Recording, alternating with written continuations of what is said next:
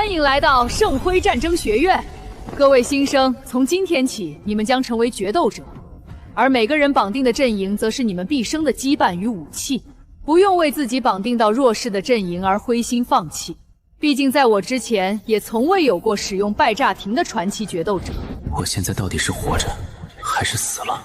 几个小时前，我和这具身体的原主人合二为一了。他也叫钟毅，平民出身，活活累死在整理资料的深夜。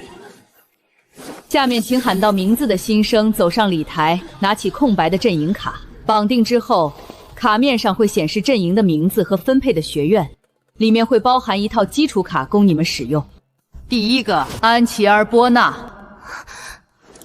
我去了。放心，再弱势的阵营也有未被发掘的打法。法兰系阵营分配至堡垒院。伊琳娜校长是如今蓝星的主宰，他曾以20连胜赌命，才建立了如今的东方联盟。最后一个，钟毅。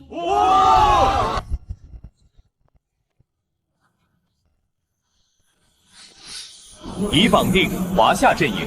华夏阵营分配至堡垒院。华夏，那个公认最难玩的阵营，可不是吗？去年胜率全联盟排名堕底，胜率0.37%。听说华夏阵营的卡不是杂技就是后期的，根本打不了。那你应该高兴才对。这样一个又能让我们刷经验，又能给我们报素材，还能帮我们讲战术的人，要到哪里去找？昨晚谢谢你开导我，刚刚第一个上去，心脏都快停了。虽然你绑定了华夏，但如果是你，一定能用好的，我相信。谢谢。说实话，我并不难过。握着华夏的卡，我感受到一种被文明认可的欣喜。金穗集团助学经纪业务经理王哲，关于您的助学贷款，有些条款需要重新确认。您绑定了华夏阵营，属于合同条款里的前景变更，我们有权要求提前评估还款能力。我要是有100万，也不会找你们贷款。学长教你个乖，学院允许债务纠纷决斗，我赢，你把所有卡交给公司；你赢，债务一笔勾销，很公平吧？不能答应，他是2年级的。阿拉伯帝国。骆驼骑兵克制战马，所有人都不敢用骑兵打的。好，我答应。有种，那就决斗场见。所有人的认知就是他们最大的弱点。那不是绑定华夏阵营的钟毅吗？怎么转眼就惹上学长了？这样能赢？我把决斗镯吃掉。学长来说好像卖。希望一会儿你输的时候还能是这副表情。决斗者钟毅阵营华夏，地图中亚草原，快速战斗模式。422张初始卡，华夏的学习成本是所有阵营的顶点，而快速战斗只有30点总资源。决斗者韩浩，阵营阿拉伯帝国。学弟，你连初始卡都没翻完吧？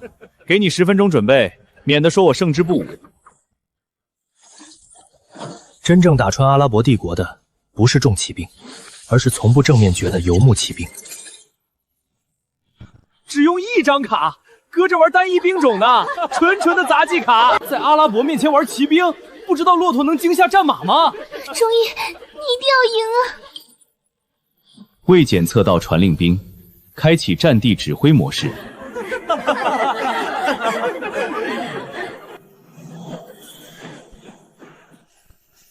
可汗，最伟大的天地共主，带领我们撕碎敌人吧！战士们，用曼古呆战术，佯装撤退，把敌人分割包围。机动键指令生效。所有蒙古骑兵移速加20%。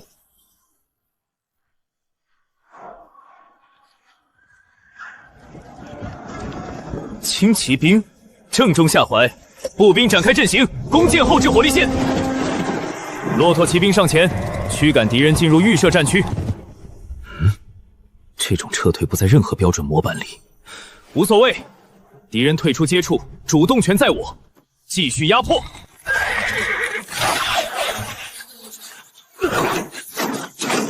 轻骑骚扰而已，不用管，继续推进。我的阵型正在被一点点拉长。骆驼骑兵加速接敌！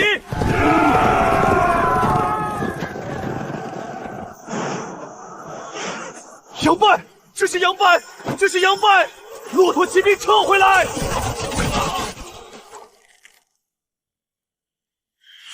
进攻键指令生效，蒙古骑兵优先攻击明夺指向单位。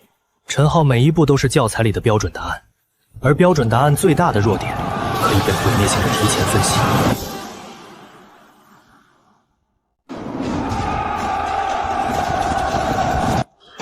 弩兵前移，覆盖射击。重装武士前压，稳住战线。我所有的战术都建立在敌人会按规则作战上，可他没有规则，用考试会被打零分的阵容，把我打得毫无还手之力。满古代，我被新生拖入了未知领域。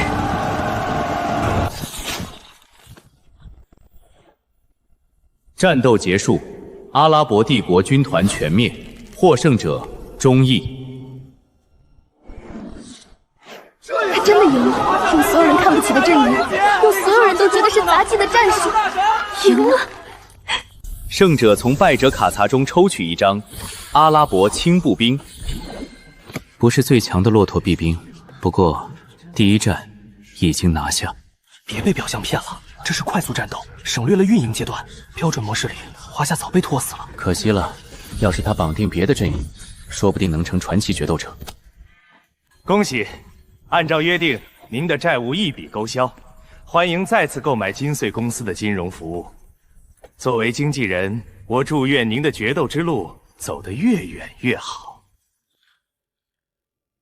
陈先生，基于债务纠纷决斗规则，现在您需要偿还那80万元债务。等等，我可以解释。我们对结果非常失望，佣金减半，全部结算债务。还有40个新生绑定了不同的垃圾阵营，去联系下一个。你等着。再来一把，输了还打那种纯手感逃。算了，今天不打了，改天吧。胜利的感觉如何？恨不得百战百胜。用一场场胜利证明，华夏阵营也能成就传奇。传奇嘛，那我也会为法兰西再添一位传奇的。盾院课表发来了，明天第一节治卡克。治卡克老师是战士院的弗拉基马特院长，传说中最记仇的老教授。有学生惹了他，从1年级到毕业，每节课都提问那人，千万别惹他。明天早上见。明天见。火器，华夏早已进入火药时代，但神机营启动废影12，快速战斗里根本用不出来。所有人都以为华夏只能打后期，但如果我用前期卡打出后期效果呢？422张出世卡，每一张都是一个朝代、一支军队、一种战法。华夏决斗者，光是入门就需要数倍的时间。你昨晚没休息好吗？怎么看起来这么疲倦？没事，快走吧，马上要上课了。我昨晚翻了半宿的卡，最关键的几张已经锁定。这是……这就是战士院的弗拉基米尔院长，传奇决斗者，结果是个醉鬼。别说了，他最记仇了。安静！什么是卡牌？卡牌是文明的碎片。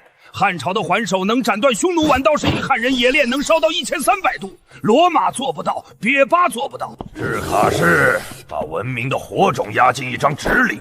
你昨天用蒙古轻骑兵打败阿拉伯的新生，是你吧？是我。单一冰冻零运营，纯战术操作，疯子的打法，我喜欢。但蒙古轻骑兵在华夏卡谱里有117张便器，你只用了最基础的1张。换个真正懂战术的人，你昨天已经死了。117张变体，华夏的卡谱比我预想的还要深。坐下，下课后来找我。知道我为什么找你吗？因为你是第一个让我在下水道里看到金子的蠢货。华夏阵营弱吗？不弱，只是慢。没有运营，华夏就像被捆住手脚的巨人。我用所有人看不起的蒙古轻骑兵，它最快成型，最容易被轻视。哈，你懂这个道理，但华夏卡池里有更好的选择。陌刀，费用4，对骑兵特工。快节奏里，它比你那些只会射箭的骑兵强得多。可陌刀的移动速度……没有完美的卡，只有会用的决斗者。华夏有422张卡，你一张张去试，会死在试卡路上。找到核心打法，建立属于你自己的华夏卡族。核心打法，蒙古轻骑兵只是开始，陌刀兵、神机营、环手刀骑兵，我要把他们全部拼起来。院长跟你说什么了？他说我是在下水道里看到金子的蠢货。这算夸还是骂？弗拉基特院长把他单独留下，肯定是因为那场决斗太离谱了。大概一半一半。新生对抗赛，3日后开赛，冠军奖励是文明解锁卡。文明解锁卡是最稀有的卡种，能解锁尚未开放的卡铺。对华夏来说，意味着跳过最困难的前期积累。一定要参加！不仅参加，还要赢。检测到异阵营卡牌阿拉伯轻步兵，是否分解？分解。远程拉扯近战收割，正面扛线，还差一张后排火力。龙起，华夏从来不是单一兵种的国家，我不可能把422张全试一遍，要找成型最快又最出人意料的插组。汉朝环首刀旗，靠的不是骑射，而是近身白刃，配合蒙古轻骑兵的拉扯，诸葛弩的远程压制，再用陌刀阵巩固防线。你猜我在图书馆翻到了什么？历年冠军里没有华夏。我知道，但你还是要参加。不仅要参加，还要赢。那我相信你。新生对抗赛3日后开战，华夏能否扛住那些快攻文明？来一场热风。好。模拟对战，中意 vs 安琪尔法兰西，快速战斗模式，总资源30。弩兵方阵，预备！骑士团，冲锋！弩兵放！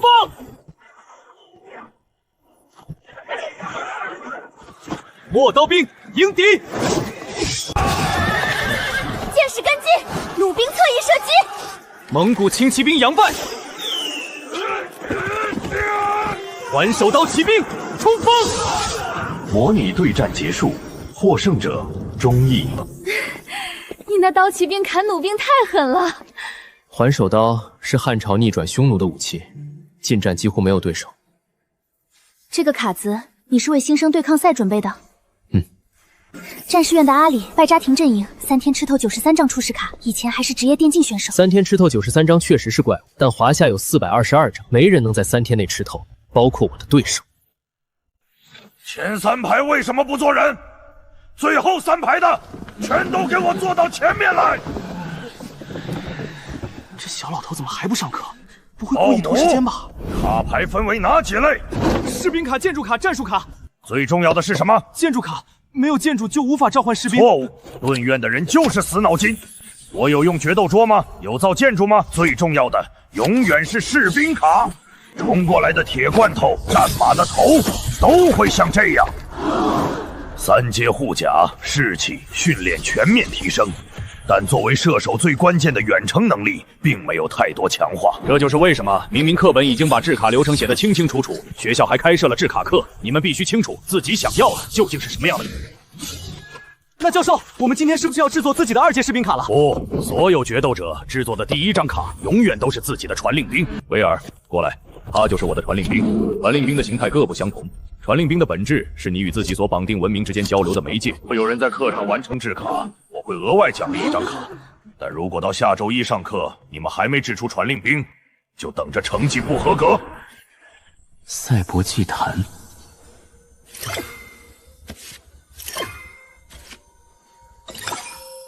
第4槽放文明素材，什么都不放，会不会显得没诚意？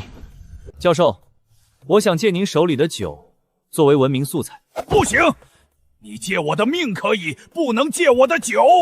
不愧是剑院的院长，和那帮孙子一样小气。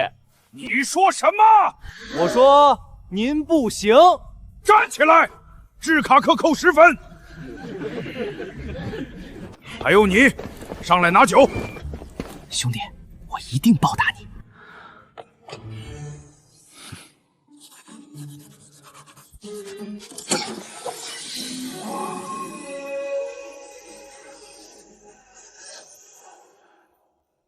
机器坏了。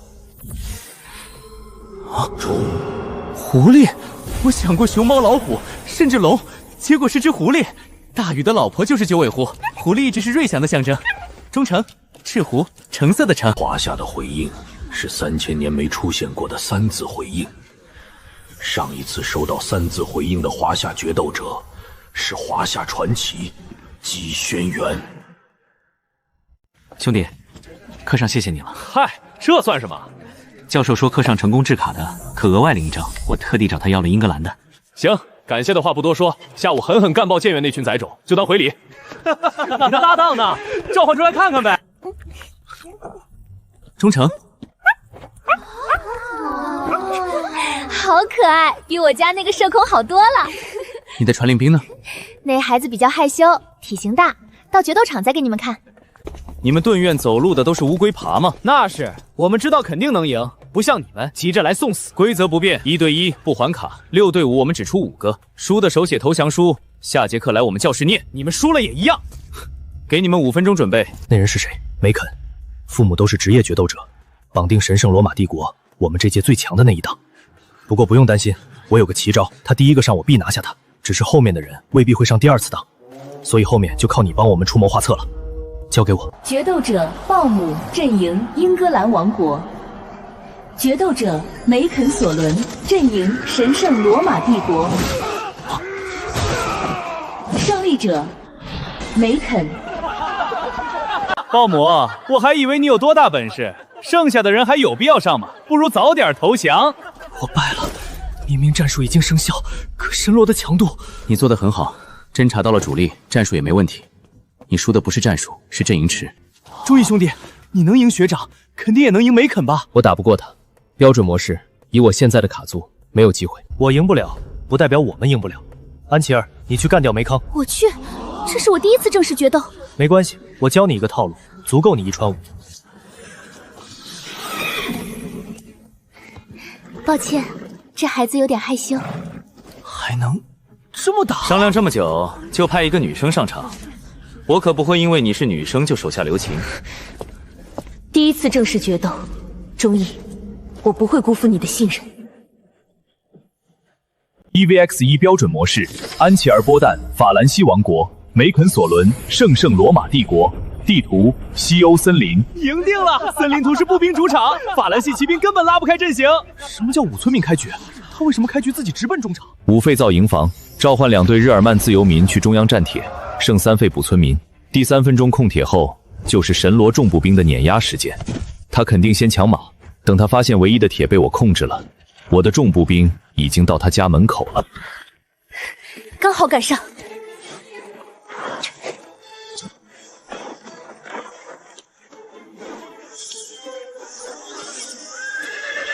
向敌方基地前进！第2分钟还没结束，为什么会有重骑兵到我家里了？村民立即疏散，自由民战士鼎盛！强势冲锋！还不到投降的时候，第2分钟一过，就算只剩7费，也够召唤长桥兵和弩兵反杀！顶住！只要撑住这一波！投降确认，战斗结束，胜利者安琪尔波纳。漂亮的战术，你这样擅长进攻的法兰西女士会分到乌龟院里来建院吗？你踢他妈要不要点脸？输了不滚下来还挖人，分校是校长亲自定的，你质疑院长？输掉的不仅是面子，还有日耳曼自由民战士，市场价1张3万起步。刚才他的操作都看清楚了吗？等会儿用一样的战术打回去，对付新手百战百灵。大哥，最关键的我没有马，那是他的传令兵，我们还没上制卡课，复刻不了。前2分钟是绝对公平区间，只有基础卡，正面打不赢法兰西重骑兵。大哥，我去试试。苏格兰高地长矛兵比普通长矛兵更强，说不定能挡住。他们一定想好了反制，但战术之所以是战术，我可以不用，但你不能不防。安琪儿波纳法兰西王国，里盖金苏格兰王国，地图西欧平原。骑兵在平原上的机动性只会更恐怖。森林图他2分钟杀到门口，平原图时间更少。他打极限快攻，那我就打极限防守。2队苏格兰高地强矛兵，召唤！村民别干活了。只要他的重骑兵敢从正面冲进来，就一定会被这些障碍撕碎。这个时间，重骑兵早该到视野了。难道他没有打极限快冲？他选了常规开局。所有士兵集合，向敌方基地进攻！只要赶得上，趁他贪经济、部队外出的空隙冲进基地，说不定还有机会。国王，我们听见马蹄声了！完了，绝命反扑在被侦察到的那一刻，就已经只是尊严一击。正面攻坚，各方有部队，后方也有，我们被包围了！投降确认，胜利者安琪尔·波纳。大哥，我败了，他这一局没放战术，还打吗？唉，连苏格兰都赢不了，我们更要怎么打？再打下去，也只是白白把卡送给对面。今天到此为止，我们认输。鲍魔，这次算你赢了。明天课前我们会去盾院教室念投降书，但你等着，下次没这么走运。好生无趣，才打3场就溜了，我还想把丢卡赢回来呢。幸不辱命，我赢了。多亏你教我的战术，这2张里有你的功劳，你拿1张当素材吧。这是你自己赢来的，战术我在用，风险你在担，奖励也该归你。那我们来决斗一场。我还是算了，不管你用战术还是正常打，我都打不过你。那就打大后期，对半运营慢慢发育。不是都说华夏前期羸弱，后期无敌吗？我想亲眼看看。对啊，人多力量大，我们还能帮你分析局势。行，那就来。决斗者忠义，华夏。决斗者安琪尔·波纳，法兰西王国。地图热带沙漠。华夏没有通用营房，征召营房只解锁最基础的轻步兵和轻骑兵。征召兵营、进军兵营，解锁。出兵启动慢，门槛高，节奏沉重，这就是华夏的常态。大兵团作战军纪要严，看得出你比别的传令兵强得多。但现在听我指挥，所有骑士锥形阵分批次冲锋，弩兵为你们打开缺口。全军向中线靠拢，阵型由直线转为弧形，左翼陌刀变阵，盾位插入缝隙，遮挡流士。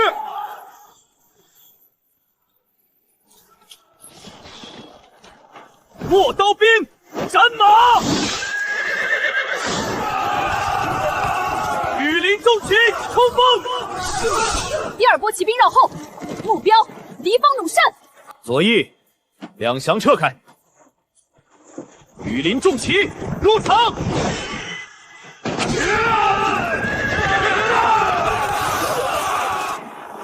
全军反包围！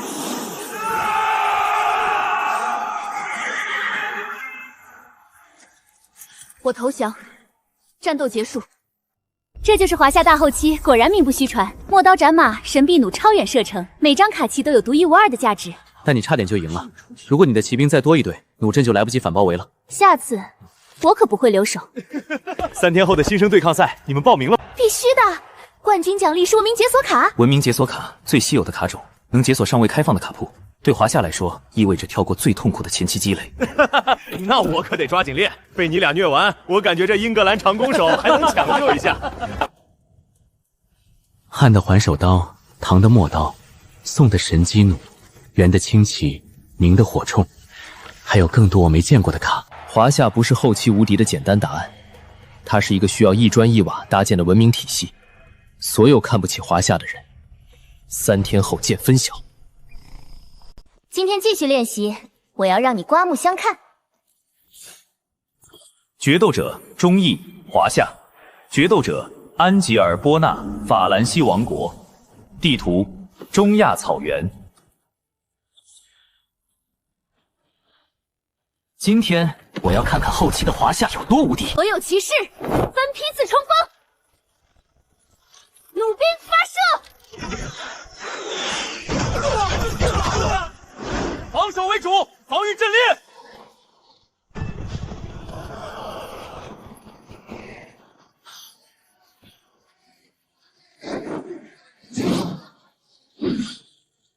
我在等一个时间点。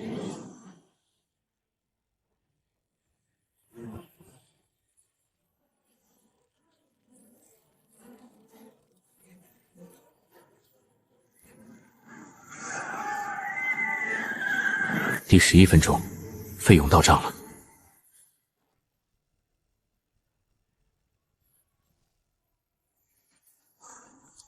骑士大人，时代变了，现在才是真正的大后期。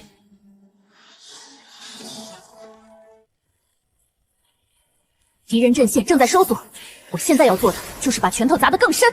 羽林骑兵撤回，留出空档，让他们进来。太干脆了，干脆的不像被动败退。继续压上，扩大圈口。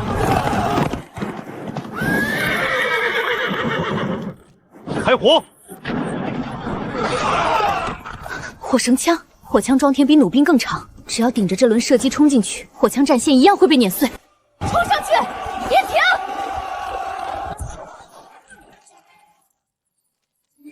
三眼火痛，为什么这些火枪兵会带2把火枪？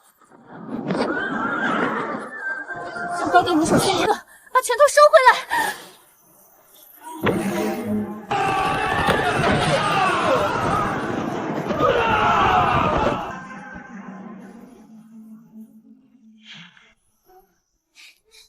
不公平！为什么华夏的步兵、骑兵、射手却对白板强得多的特色兵种？这种组合到了后期谁能打得过？那你也不看看我前期有多惨。而且为什么你的初始卡连火枪兵都有，别的阵营根本没有火药资源？地图上明明没有卖火药的中立贸易因战。为华夏阵营本来就是火药文明，自带火药资源，算是为数不多的正面特性之一。再来一盘，这次我打快攻。行，搭档，你表现不错，而且你有自己指挥部队的意愿。那么下一把不干涉，我不干涉，你去把安琪儿干掉。河流交汇之地，天然克制法兰西。先看看你怎么打。你看着我干嘛？你用不了卡牌，行吧？还得我负责运营。没渡河的不打，渡河过半的不打，镇人之危是不仁。没列完阵的不打，以整击乱是不理。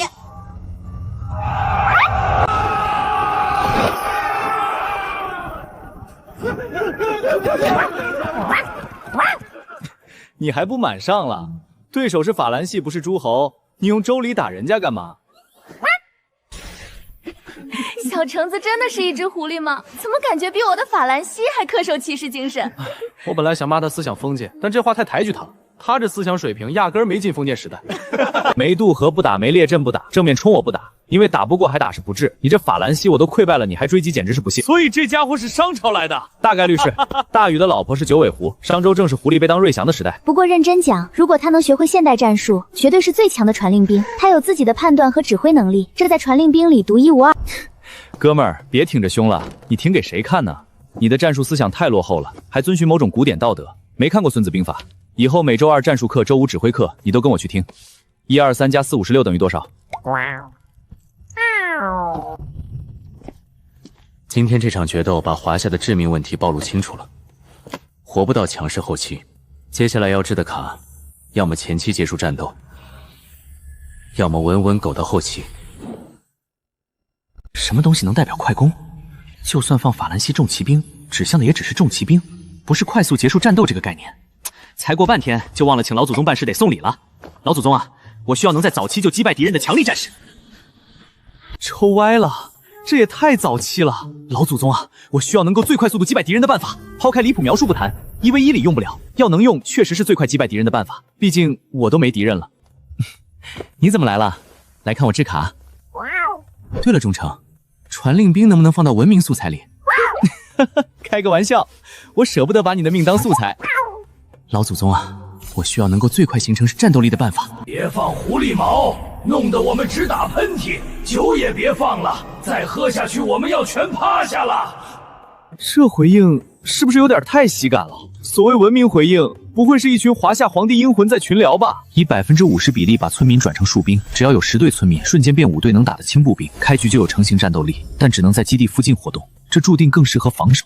元朝蒙古包可以把基地打包成车移动。既然强制征兵只能在家防御，那我就用蒙古包把家搬到对面家里去，在敌人家里防御，那也是防御啊。秦朝的移动边疆，忠诚还得是你啊！你一来我就抽卡出货了，不愧是狐狸，肮脏战术的代表。走，继续制卡去，没你不行。我还活着吗？刚刚好像都看见秦始皇了，他让我去修城墙，我跟他说我学的不是土木工程。刚好7点，要不要这么准时？下次换个温柔点的方式呗。昨晚又试了2次，全爆。这下明白为什么每间制卡间都标配灭火符杖了。是我，这边需要清理一下。对，制卡事故。周2是战术课，上盾院院长肥迪安教授的课。对了，昨天剑院不是说会在课前来念投降书吗？走，忠诚，看好戏去。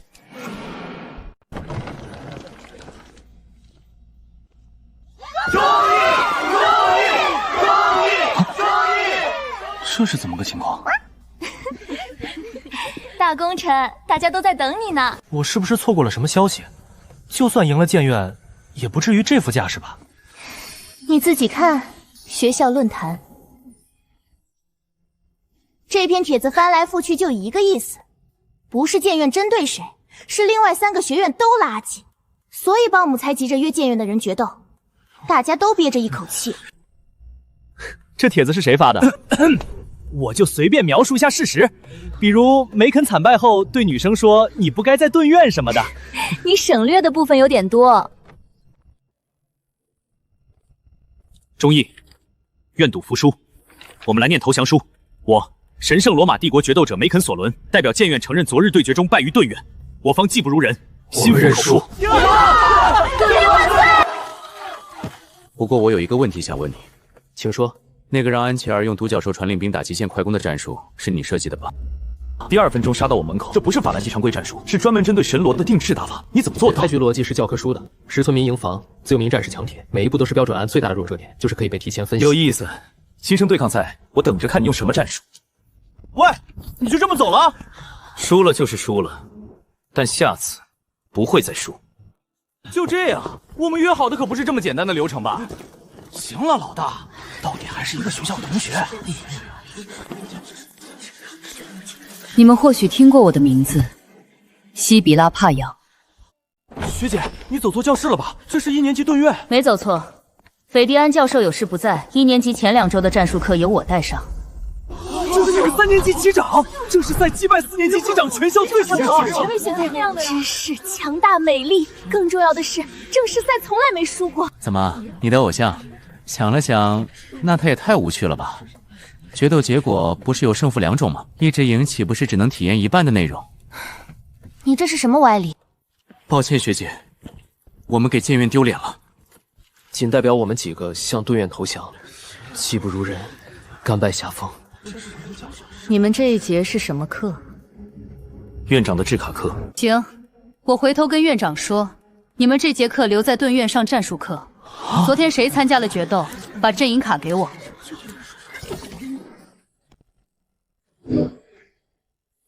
现在所有人安静，找地方坐下。这一节课我来教你们怎么赢。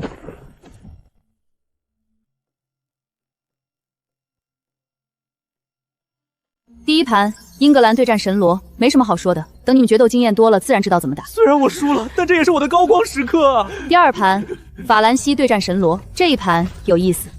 现在我问一个出来的，平时成绩加分。如果你是这一盘的神罗，你会怎么打？当事人先不要回答。对防御，极限防守，用村民同时变换加他冲后就冲他。这些办法要么死得更快，要么死得更难看。你们是在想怎么不输得那么惨，不是在想怎么赢。学姐，如果只用基础卡，这种战术就是无解的。学姐，我只是战术执行者，这个战术是钟毅想出来的，我自己没想到什么解法。钟毅是哪一位？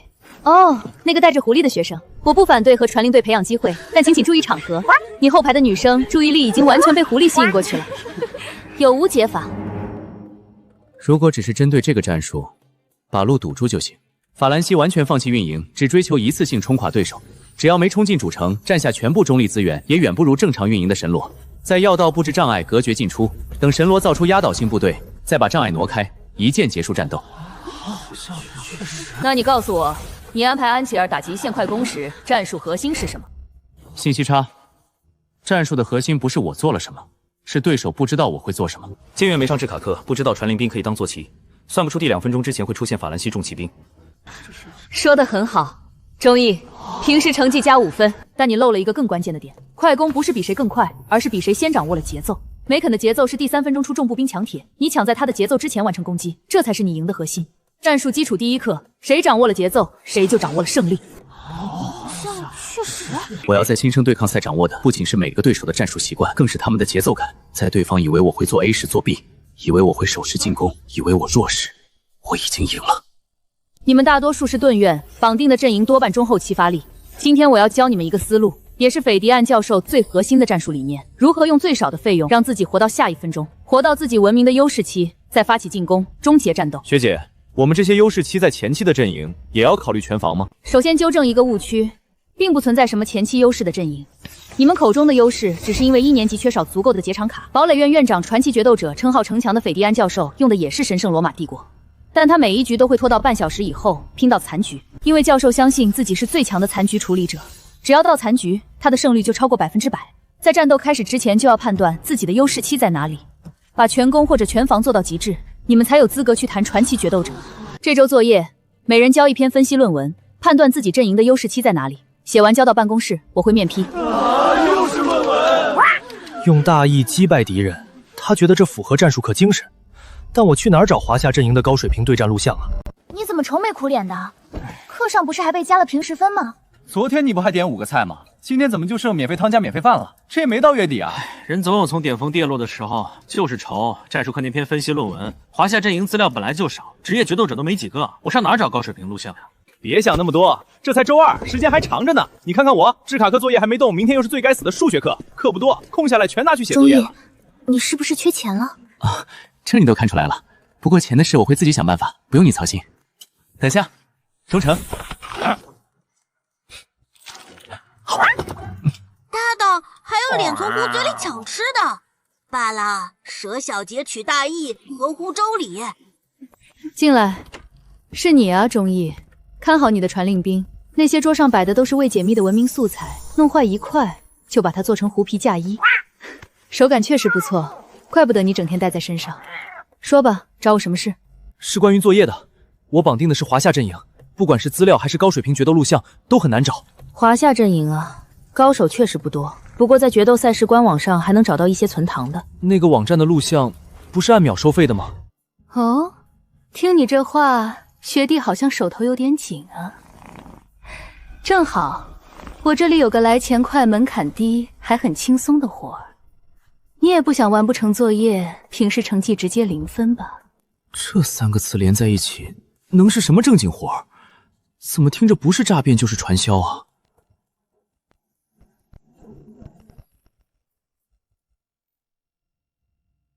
你要做的很简单，从这些碎片里找出还能辨认的部分拼回去，每拼好一份完整的文明素材，1万。学姐，这种事随便找个人来做都行吧？为什么一定要找我？这活确实是个人都能做，但只有你是有求于我的。别人弄坏了，我最多让他赔钱。你要是弄坏了，按你的经济水平，得给我干一辈子。学姐，好拼的你肯定早就自己拼完了吧？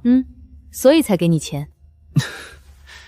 学姐，为什么一定要费这么大劲拼这些？文明素材不能直接买现成的吗？能买，但高级完整的文明素材产出很少，价格也不是这个价。没有合适的文明素材，失败一次就是白白烧掉一堆素材卡。学姐，你这个阵营文明素材其实一点都不少，比如这个，这是神圣罗马帝国皇帝写给条蝶骑士团团长的书信。你认得这上面的古文字？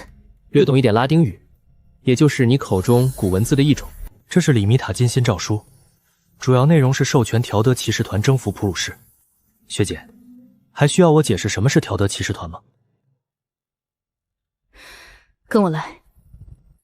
你没有骗我吧？没有，我不但能看懂，还可以用拉丁语替你留言。你来，边写边念。高洁的授权者，崇高的圣徒，您的旨意需要强大的战士去守护弱小，去践行誓言。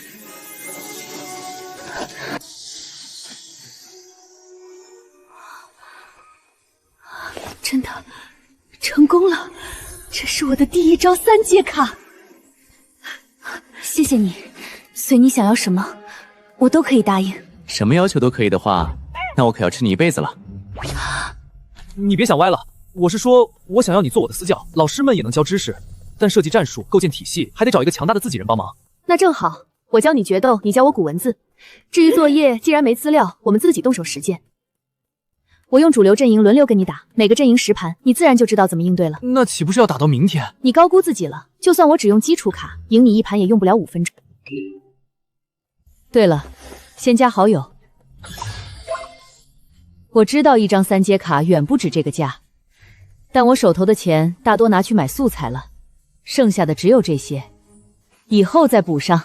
不过，你要是能在下面的决斗中赢我一把，我再从斐迪曼教授的科研经费里偷5万给你。偷？斐迪曼教授不会说什么吗？他会骂我的，但我既然这么说，你肯定就赢不了。来吧。你想先从哪个阵营开始？印度德里国。怎么，你觉得自己很会打大象？秦朝移动边疆这套组合，面对西比拉这样的高手，最多生效1次，但我的目标也只是赢1次。学姐，这5万你是掏定了。所有村民吞车上路，拿家伙，给我跑起来，能多快跑多快。这是圣王之道，要找风水宝地展开。等等，为什么你的基地在向敌人的基地移动？学姐，你是不是觉得华夏阵营打不了快攻？乖，不能用这种不仁不义的卡呀！我又不是拉他们去侵略别人，你看，敌人已经在我家门口了，我这是为了保卫家园。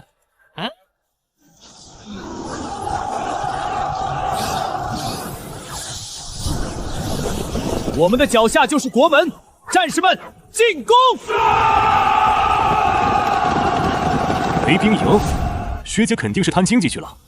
这些哨塔还能用50%价格回收，只花1座塔的钱就能平稳度过最危险期。好战术，超了！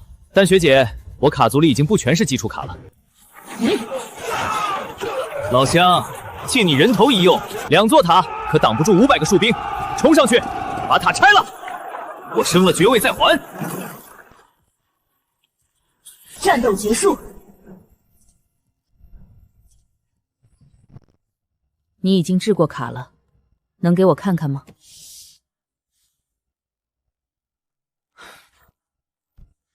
再来。等等，你怎么还急眼了？之前也没说只能用基础卡呀。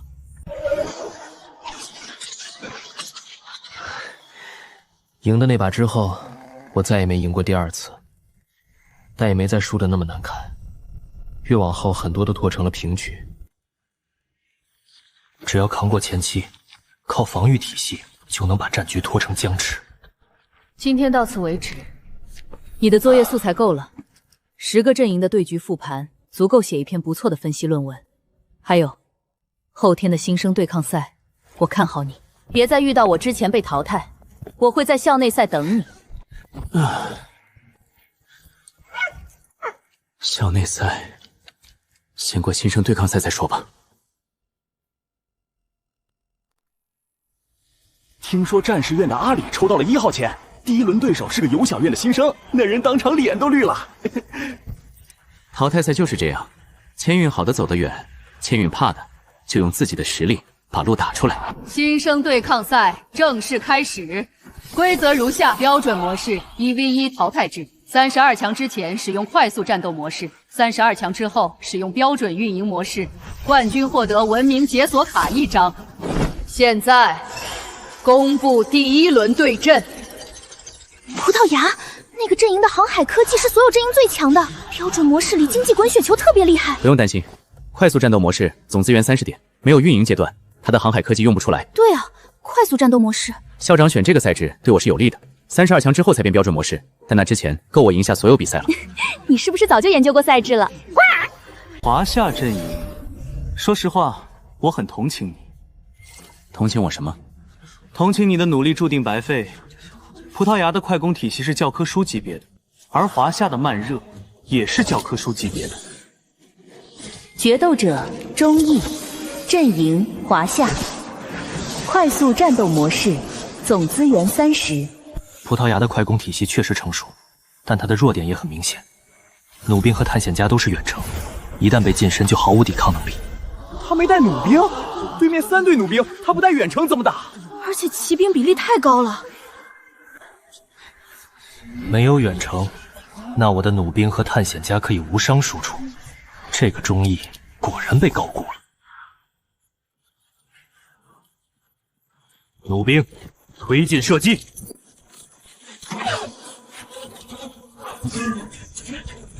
全队后撤，保持距离。果然，没有远程就会被压着打，弩兵继续推进，轻骑兵左翼包抄。蒙古轻骑兵慢古仔，目标敌军弩兵。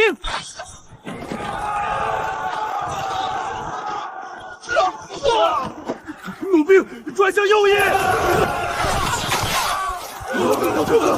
轻骑兵回防，保护弩兵。机动性就是草原的法则。环手刀骑兵正面冲锋，剑士上前迎敌。战斗结束，葡萄牙军团全灭，获胜者忠义。赢了，干净利落。你那个无远程阵容，一开始我们都捏了一把汗，结果你用骑兵拉扯，把对面弩兵玩死了。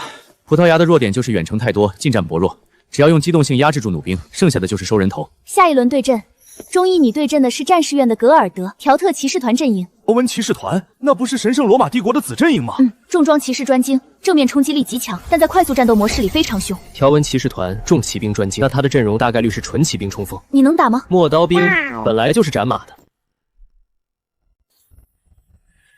忠义，就是你帮学姐做出了3阶条案骑士卡。你怎么知道？西白拉学姐的条案骑士冠军卡，全战士院都知道了。材料是用你古文字破译的，所以我要在这里击败你，向学姐证明她选错了私教。那就来试试。决斗者格罗尔戈，阵营条登骑士团，快速战斗模式，总资源30。4队条登骑士，正面谁也挡不住。让我看看，能让西巴拉学姐另眼相看的人到底有多少斤两。 4队重装骑士冲锋叠满能碾碎大象，但重骑兵消耗大，转向慢，怕反骑兵种。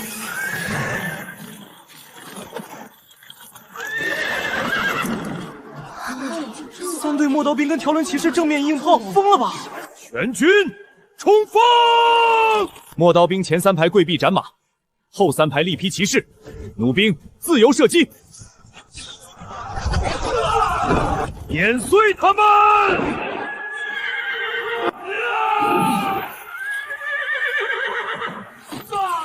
蒙古轻骑左翼佯攻，环手刀骑兵右翼切入，目标条德后队。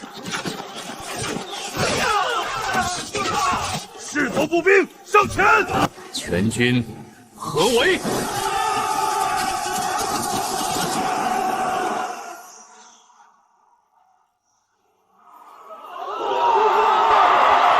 提前算到了我的兵力配置。没有，条阵骑士兵快速战斗的最优解只有纯骑兵冲锋。 这点所有人都能算到。那你为什么选3队陌刀兵？不怕我改带弩兵？你不会。你若不信任自己的骑兵，那你就不是条阵骑士了。你确实有2下子，学姐没有看错人。有意思。下一轮如果我们对上，让我看看你还能拿出什么。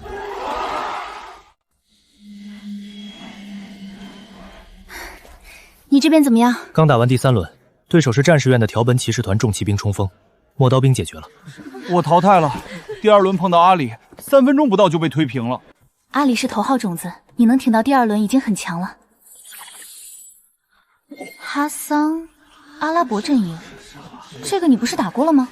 陈浩是2年级调成委，哈桑是新生里阿拉伯排名最高的，不一样。倒是你，维京阵营，狂战士和龙头战舰，他怎么打？维京擅长海战和步兵突袭。 我不会让他把战场拖到近身肉搏，那就各自拿下。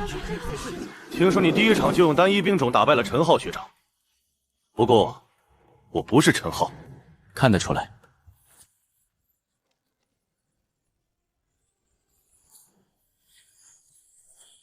骆驼骑兵2翼展开，轻步兵正面推进，步工兵后排覆盖。别人以为华夏只能打拉扯，但标准模式里，华夏的兵种协同才是真正的底牌。 陌刀兵转向右翼迎敌，轻步兵从左翼切入，阿三，环手刀骑兵拦截，骆驼骑兵后撤，全军推进，陌刀兵正面压上，环手刀骑兵追击，神翼弩兵覆盖射击。你的华夏和其他华夏不一样，你的华夏是在前中期就主动出击，我不远。 赢了，维京狂战士差点冲破我的弩兵阵地，就差1点。但你还是挡住了。因为你说过，法兰西不是只有冲锋，弩兵、剑士、骑士协动，法兰西也有自己的节奏。没想到又轮到我们打了，这次可没有只是练习的说法。我研究过你所有录像，蒙古轻骑拉扯、陌刀兵扛线、环手刀侧翼收割3步套路，我有应对方案了。那就让我看看你的新战术。8强战下半区，忠义对阵安琪儿波尼，双方准备。别留手。你也是。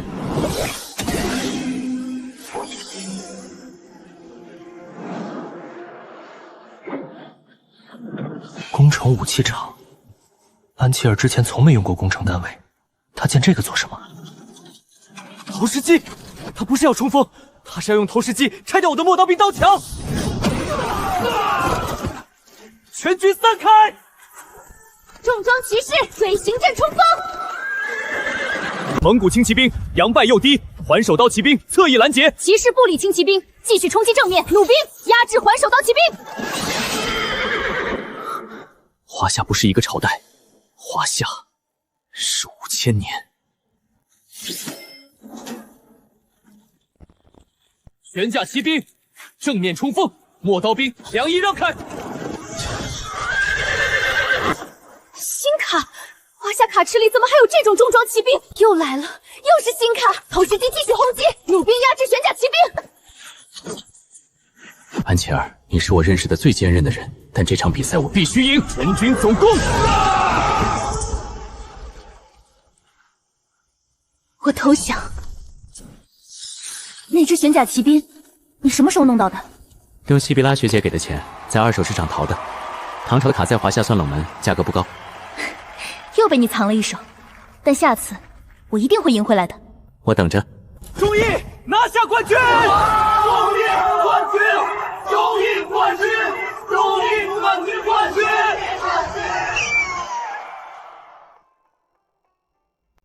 我看了你所有比赛，4件套很强，但你的战术都建立在同一个前提：对手会用骑兵冲你正面。如果我不冲呢？半决赛，忠义华夏对阿里拜占庭，地图安纳托利亚高原。圣骑士推进，希腊火，准备点火。3座修道院快速产出3队圣骑士，配合希腊火投射器，一波流比任何快攻都可怕。陌刀兵正面列阵，弩兵后排待命，环手刀骑兵侧翼待命，蒙古轻骑兵侦察。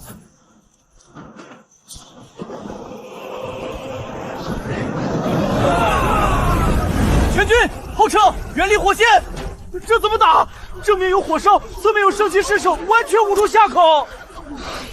别急，希腊火燃料有限，而且只能喷正面。蒙古轻骑兵左翼绕后，环手刀骑兵右翼绕后，目标希腊火投射器。圣骑士左右翼各分一队，保护希腊火。悬甲骑兵出击！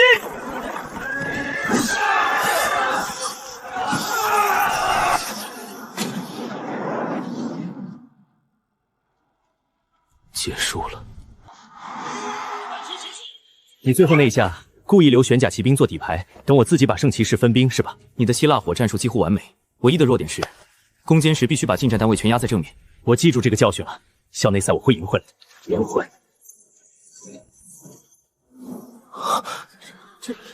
阿里淘汰了维罗妮卡，但8强有复活机制，他从败者主一路杀回来，打赢了我，进了决赛。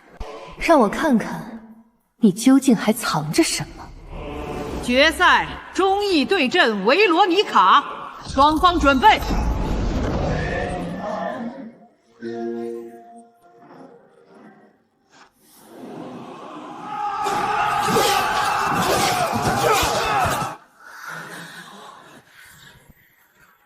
结束了，华夏。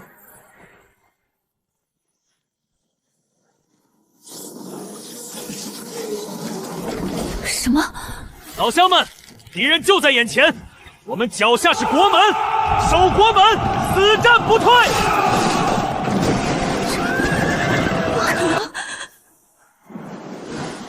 神圣罗马帝国全军覆没，获胜者忠义。新生对抗赛冠军忠义。想解锁什么，回宿舍再慢慢看。现在先接受欢呼吧。华夏阵营新生对抗赛冠军，钟毅，你做到了！兄弟，这是华夏阵营有史以来最大的新闻。这只是开始。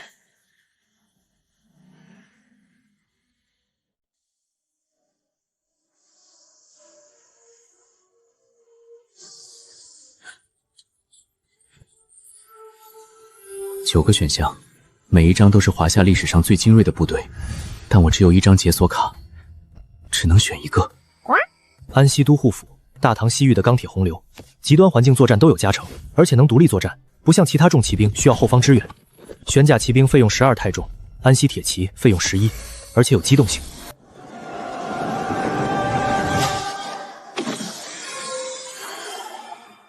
安西都护府，大唐的西域铁骑，你们在等我吗？学姐，那个是给忠诚的陪练，他最近战术进步了，需要实战检验。反应速度7分，战术判断2分，他完全没看出那是陷阱。你拿玩偶诱他，他当然会拍飞啊！安西都护铁骑，高先知的部队，在谭罗斯之战面对优势兵力硬扛了5天5夜。我在你选卡之前就猜到你会选他。安西铁骑既有重骑兵的冲击力，又有轻骑兵的机动性，还能在极端环境作战，但它有个致命弱点，费用11。所以校内赛之前，我需要练标准模式，把安西铁骑融入茶总。校内赛全是标准模式，快速战斗，那是对新生的怜悯。今天开始每天2场特训，上午跟我打，下午自己练，晚上补稳化课。你的古文字水平还停留在略懂拉丁语，丢不丢人？我不觉得丢人。那就学到丢人为止。第1场特训，用安西铁骑在我手上撑过5分钟。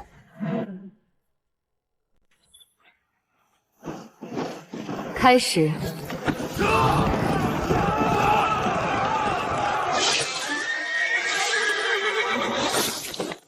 安西铁骑全灭，获胜者西比拉。安西铁骑单兵战力强，但只有60骑，条特2队80骑，正面硬拼我吃亏在数量。分析的对，但解决办法不是增加数量，你带不动2队费用11的骑兵。安西铁骑的正确用法不是正面冲锋，是侧翼切入，直扑敌方后排，单独行动，绕后直扑弩兵和传令兵。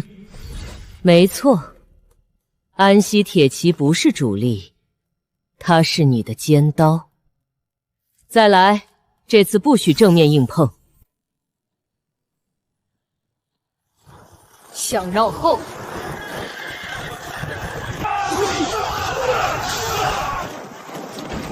安西都护铁骑，冲锋！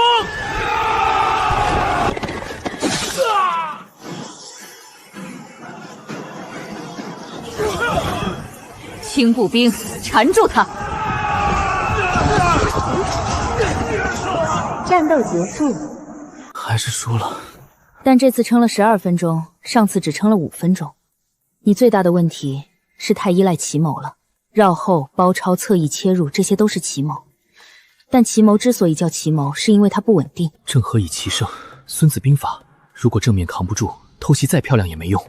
我需要更可靠的正面防线。没错，而华夏阵营最不缺的就是正面防线。今晚好好想想，华夏的正合该怎么打。圣辉战争学院年度校内赛正式开幕，参赛选手各年级共128人，赛制1v1淘汰制，所有场次标准模式，总资源200，每秒恢复2点。总资源200，每秒2点，这比赛打得完吗？每一个名字都是各阵营的精英。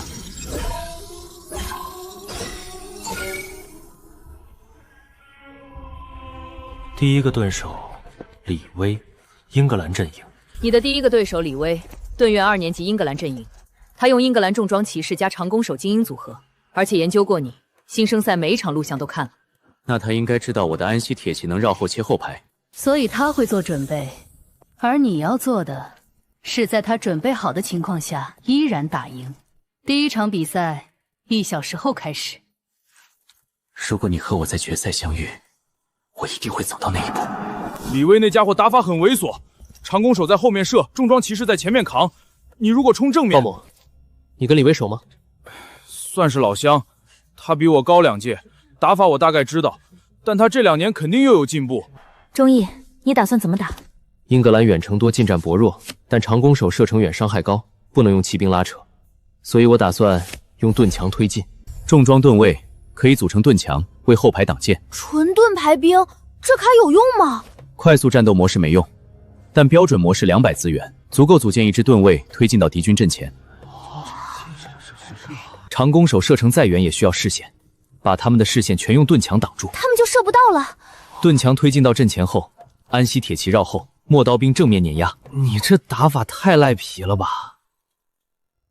忠义学弟，久仰。新生对抗赛的录像我全看了。李维学长，请多指教。标准模式，地图被李维学长选了有利地形，他做了功课。长弓手后排输出，重装骑士正面扛，轻步兵保护长弓手。经典英格兰阵型，重装盾位，盾墙阵型，全体推进。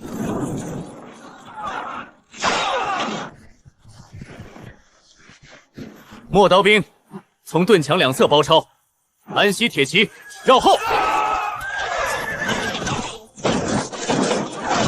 想绕后？长弓兵退后射击，保持距离。重装骑士冲锋，目标盾墙中央。重装骑士冲盾墙，这打法对吗？重装骑士能撞散盾墙，但忠义肯定有准备。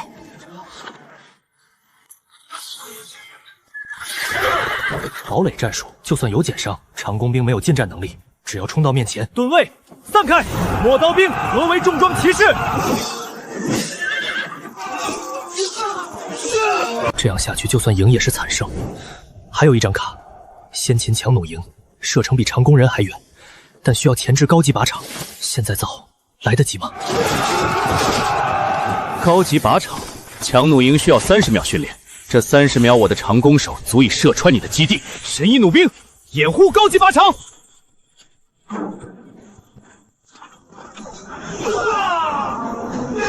强弩营，华夏卡斯里怎么会有这种单位？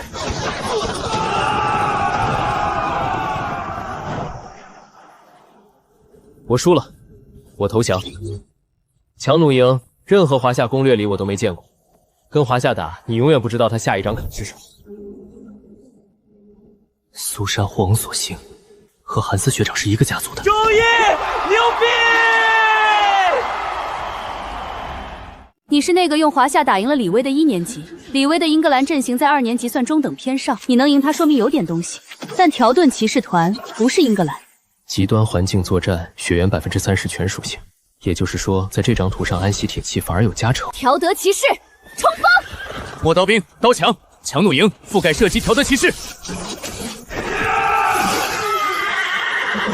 条德重弩伤，射击陌刀兵侧翼。安息铁骑正面迎击条德骑士，玄甲骑兵侧翼包抄。你以为条德骑士团只有骑士吗？正面扛不住了，强弩营够不到被剑士保护的重弩手，不够也得10。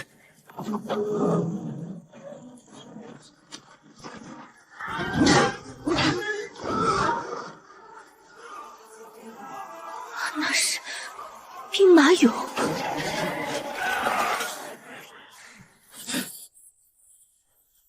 但只有100人，你能挡多久？条德重弩手集中火力射击兵马俑。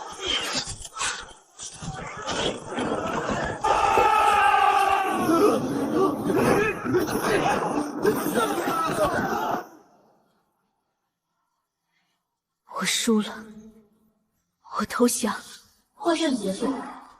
兵马俑禁鹰，那是文明级的单位，你从哪里弄到的？二手市场，华夏阵营的冷门卡很多人不愿囤，价格不高。下一轮你会遇到我哥韩斯，他用了3阶条等骑士冠军卡，不是普通卡，是他自己制的3阶。别输得太难看。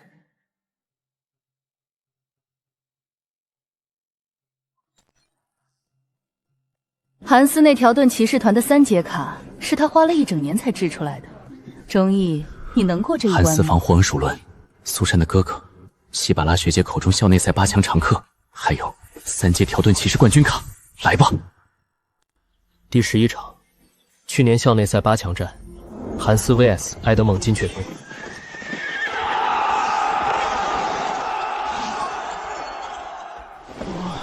你一晚上没睡？睡了3个小时。3阶卡是韩斯自己制的，制卡师协会登记，稀有度 CS2，等级3阶，名称黑十字重装骑士团。3阶自制卡，那得花多少时间和材料？学院工坊泡了整整11个月，消耗相当于200万资源点的材料，制卡成功率不到5%。为了造一张卡，值得吗？我就知道你们俩又没睡。你看了韩斯的录像？看了11场，结论：正面硬刚我不会赢。3阶卡基础攻击力比1阶高220%，冲锋加成翻倍，还有被动黑十字，冲锋是无视所有轻型障碍物和减速。也就是说，盾墙挡不住他们？挡不住。陌刀兵理论能克骑兵，但3阶冲锋程太高，会被直接撞飞。所以你打算怎么打？还不知道，但我还有时间。比赛下午2点，还有8个小时。你看完韩斯的录像，发现什么？3阶卡的弱点只有一个，费用。3阶黑十字费用16点，加前置雕盾大纪念6点。他必须攒整整22点资源，前11分钟是他的薄弱期。如果他在11分钟内就被你打穿了呢？不现实。韩斯防守能力2年级最强之一，11分钟内打穿他，除非我有比他高一档的运营速度，但我没有。所以你打算拖到他也出3阶卡？是。你在拼一种我完全看不懂的阵容。3阶卡正面无敌，所以我打消耗，用远程和火器，在他3阶卡冲到我面前之前，尽可能削减他的兵力。3阶骑士的冲锋速度，你只有40秒的输出窗口。40秒，够了。你是要用命换时间？学姐，这场仗有可能输，我想知如果输了，校内赛还有没有复活赛？没有，校内赛是单败淘汰制，输了就结束。但你不是会输的人。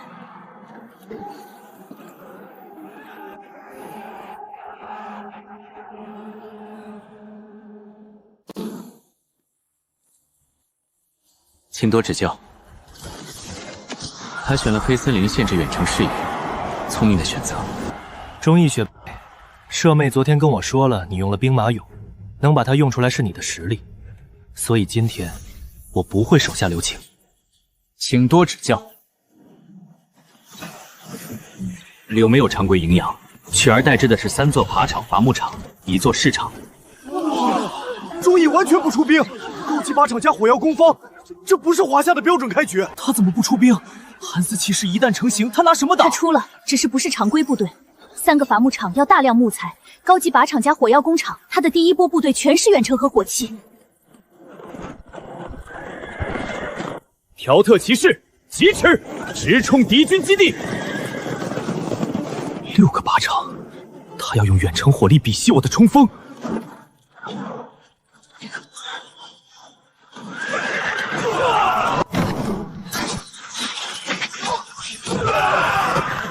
全远程，你打算在远程火线上把我耗死？重弩手推进，覆盖射击敌军靶场。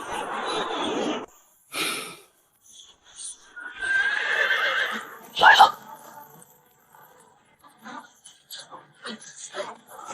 放弃吧，3阶卡的防御力不是普通火力能穿透的。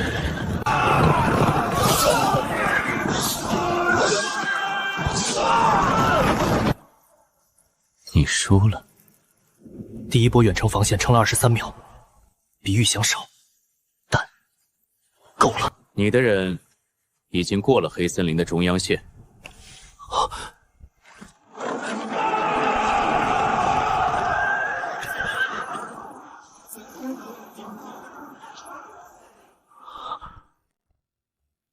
无所谓，兵力依然领先，而且有3阶卡。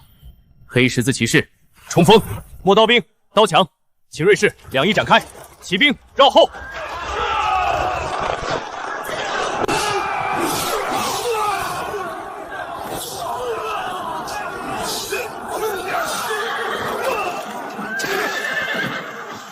他们不后退，被3阶卡近身。他们不后退。 剑士，别管重弩手了，目标秦瑞士。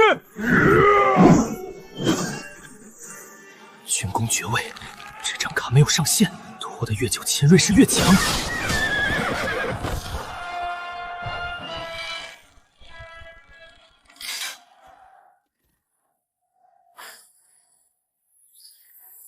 秦瑞氏战国卡，军功爵位没有上限，没有上限，只要战斗继续，他们就会越来越强。我花了11个月造一张3阶卡，以为能碾压全校，结果被你用一张战国卡破了，我认输。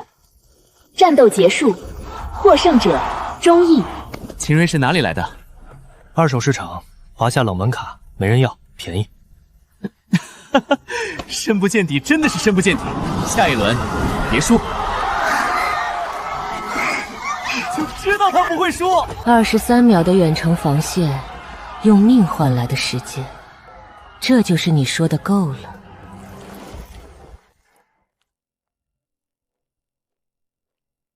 赢了比赛不去庆祝？鲍母在组织，我溜了。你怎么知道我喜欢葡萄味？上次你给我的可可甜的发腻，说明你喜欢甜的。葡萄味通常最甜。你比赛怎么样了？赢了，明天打16进8，对手加藤鹰，日本战卓2年级。明天很可能是我校内赛的最后一战了。日本武士的弱点没有骑兵，你可以用骑兵绕后，希腊火烧正面，两面夹击。我试试。明天等你打完，我给你留庆祝的座位。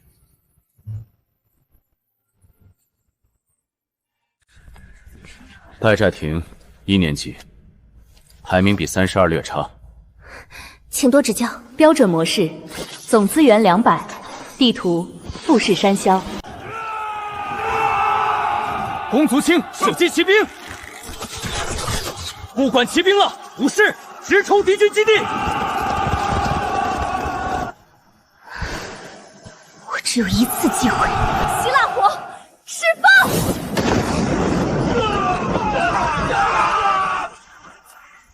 难道僧兵有破甲被动？你的重护兵挡不住。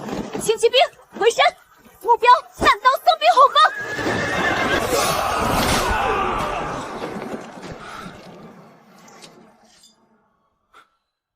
我输了。战斗结束，获胜者安琪儿。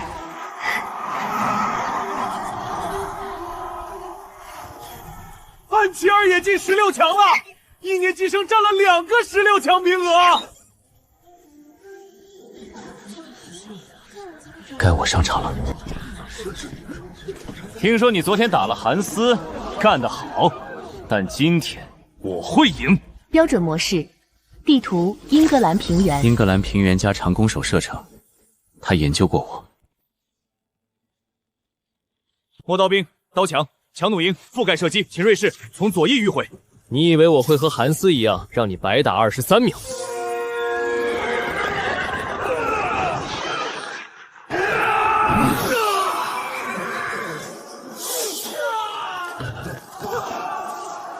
金雀花重骑兵防御调和高1个档次，秦瑞士刺不穿。右侧，我需要突破点。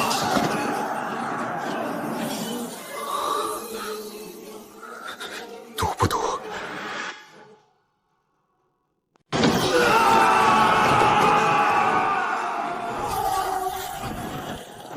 今天没有峡谷，英格兰平原一望无际，你往哪儿用？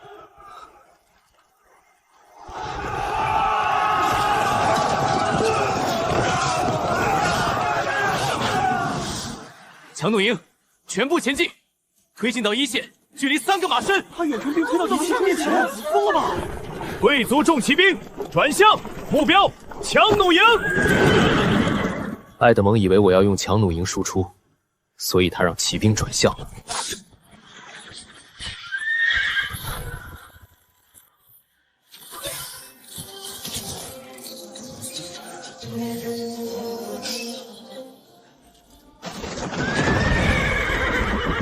神机弩阵，宋朝卡，华夏到底有多少种弩兵？我认输。 16进8，获胜者钟毅。你比我强，不是因为卡池，是你敢赌。底牌就是用来藏到必须用的时候。刚才你把强弩营推到骑兵面前，我以为你要输。我不会输。8强，校内赛的1年级生历史上只出现过2次，你是第3次。8个里5个2年级，2个3年级，就中艺1个1年级。庆祝中艺进8强，安琪儿进16强，1年级双杀。我其实没进16强，加藤信不战而胜，我体能完全透支了。你赢了加藤信，体能透支是代价，不是借口。2个人都不会聊天，来吃蛋糕。叶格尔罗曼诺夫俄罗斯阵营前4种子，哥巴克骑兵机动骚扰，伤害更高。你说不管抽到谁打就是了。好，不管抽到谁打就是了。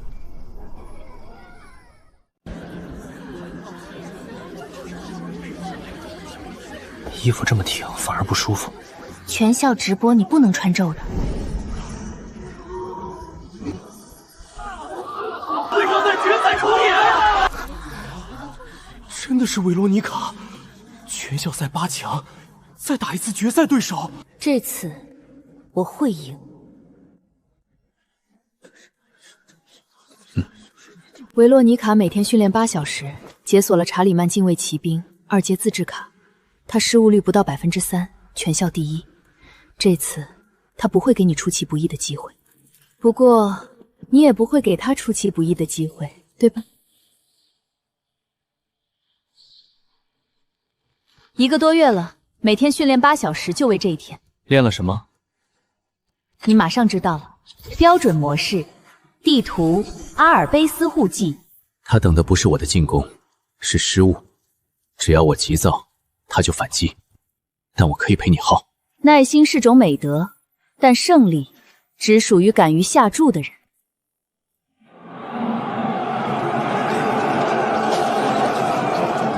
不进攻了。等你先动，那我就不客气了。左翼帝国骑士包抄秦瑞士后方，再撑10秒。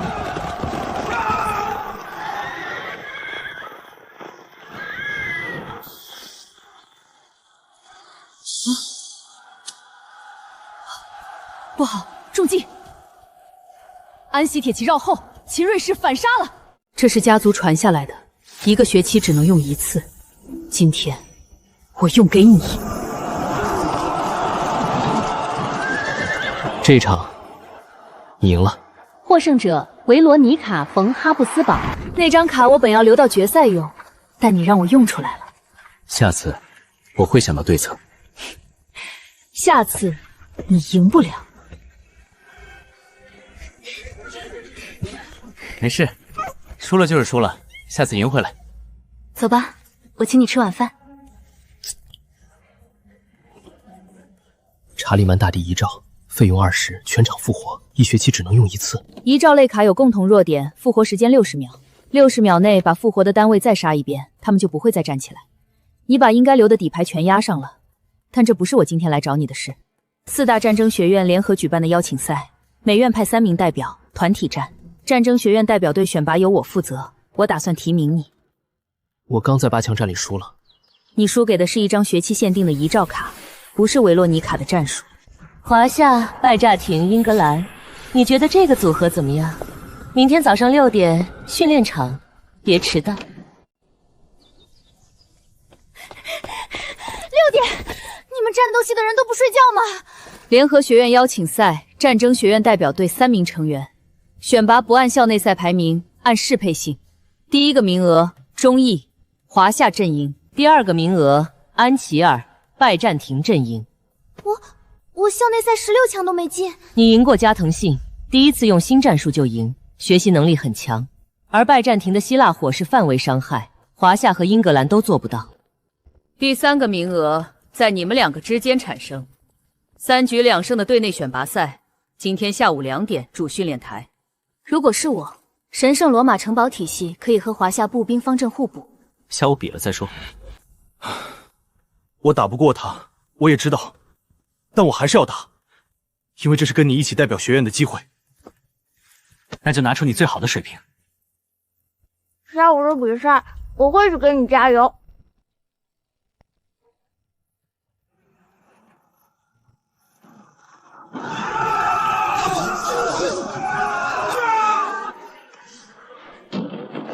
第一局，维罗妮卡胜。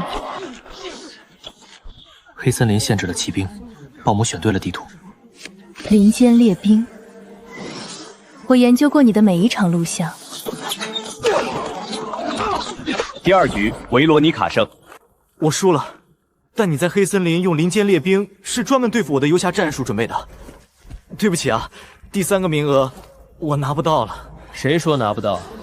团体战是3个人，但3个人不一定都是上场选手。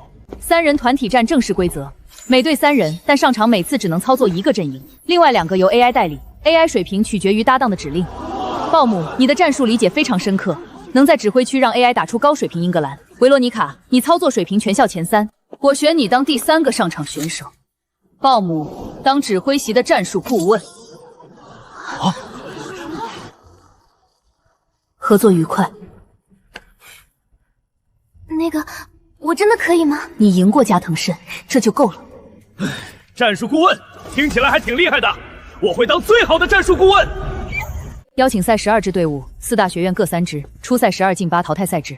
我们初赛对手圣离士学院3队，队名铁十字，主力神圣罗马和条特骑士团的混合。从现在开始，每天8小时特训。第一次磨合训练，3人同时操作自己的阵营，对抗我控制的混合敌军。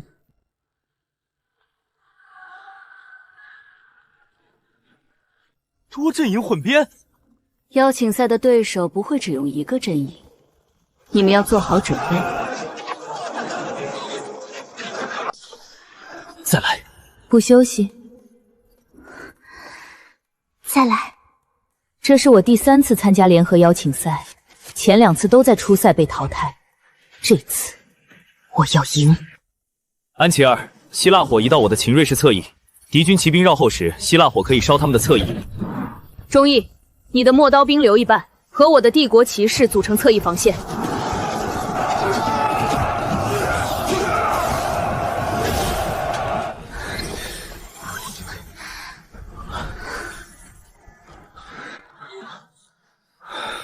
差得远，差得远，才说明你们还有进步空间。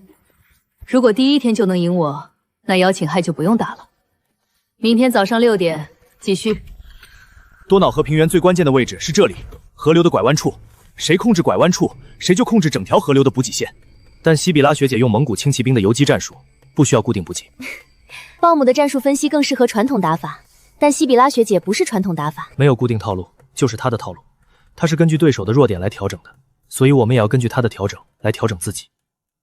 我懂了，我的工作不是赛前制定战术，而是在比赛中实时分析对手的调整，告诉你们怎么应对。那我得去准备一个实时分析板。你是在担心他如果是对手，会知道你所有的底牌，但他现在是队友，团体战不是1个人的战斗，你要相信他，就像他相信你一样。邀请赛，我会赢的。我们会赢的。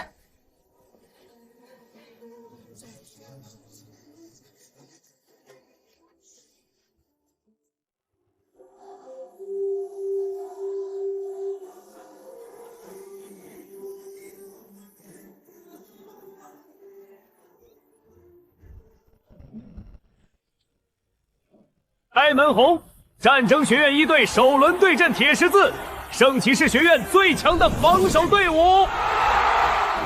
你熟悉圣罗马，也熟悉条泽骑士团。第1场，你上。铁十字的主力叫汉斯·冯·霍亨昭顿，3阶调判骑士。3阶加3阶，双3阶组合，双3阶，那就更有意思了。我找到了，铁十字的双3阶组合有一个致命弱点，34点资源，他们需要在前17分钟积累到，也就是说，他们的前期防守压力很大。前期强攻，用安琪儿的百加藤打快攻。拜加藤轻骑兵前期机动强，可以骚扰他们的资源采集。中期我用秦瑞士和陌刀兵正面压制。后期如果拖到第17分钟，我来对付双3阶卡。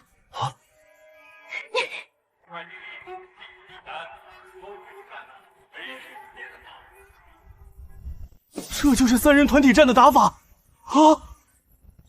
就是我们的打法。准备好，和你一起赢。维洛妮卡，好久不见。韩斯堂兄，请多指教。标准模式，地图多瑙河平原。帝国步兵组成盾墙，弩兵射击骑士侧翼。你以为挑铁骑士只会正面冲锋？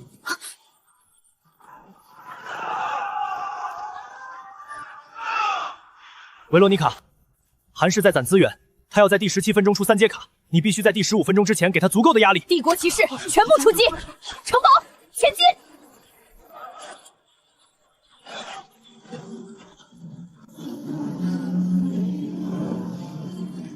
移动城堡，他居然把城堡做成可移动的。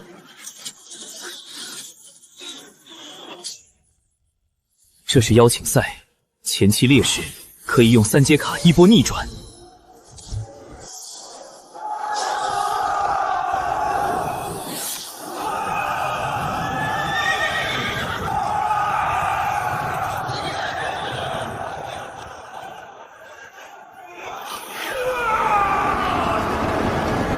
钟毅、安琪儿，帮我争取时间，我需要5分钟。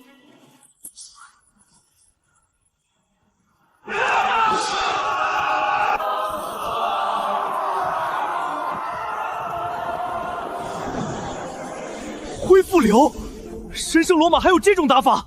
朝圣者军团是我花3个月专门为对付3阶卡而制的卡。恢复流，真是阴险的打法。我投降。第一场获胜者维罗妮卡·冯·哈布斯堡。第一场拿下了。朝圣者军团藏得够深的。彼此，你的秦瑞士我也不只知道。第2场轮到我了。安琪儿选手，请多指教。请多指教。标准模式，地图博斯普鲁斯海峡。这张地图对败家庭加成不高，奥托擅长用地形限制对手。安琪儿，他在拖时间，等你希腊火预热完之前，用远程火力消耗你。帝国骑士出击，目标轻骑兵。希腊火释放！近水盾牌改良型，可为步兵提供一次性火焰抗性。我投降。第2场获胜者奥托·冯·哈布斯堡。对不起，我拖后腿了。你没有拖后腿，是奥托太强了。奥托是神圣罗马最擅长防守反击的人，你能撑20分钟已经很了不起了。第3场赢回来。第3场交给我。钟毅选手，你的秦瑞士我很期待。你的防守我也很有兴趣。草原，安息铁骑的加成地形。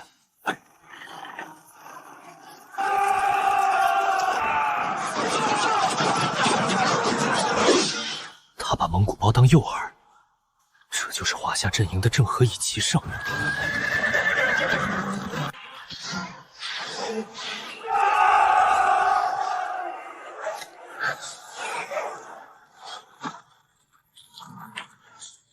长城戍卒，你果然还有底牌。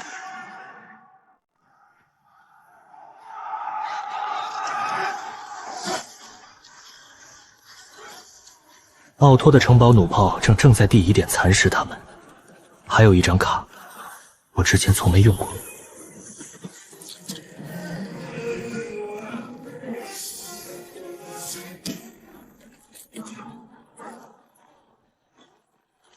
回炮，元朝卡，你什么时候？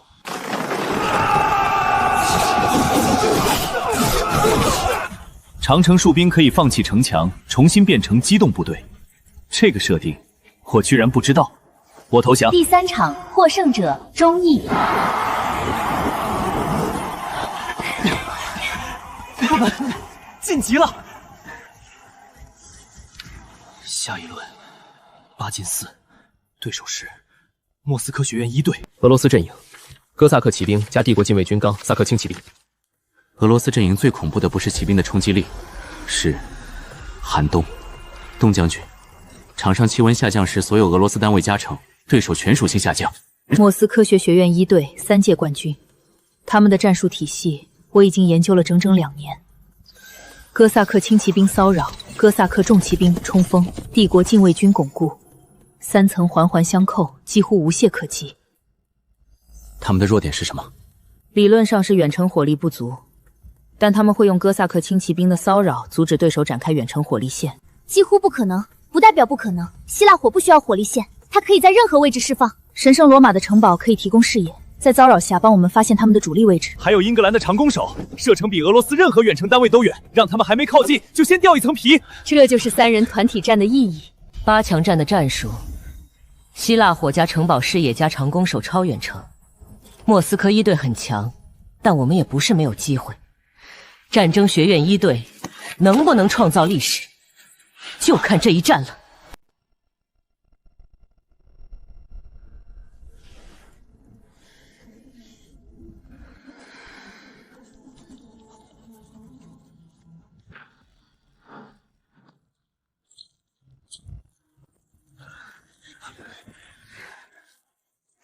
忠义，华夏阵营。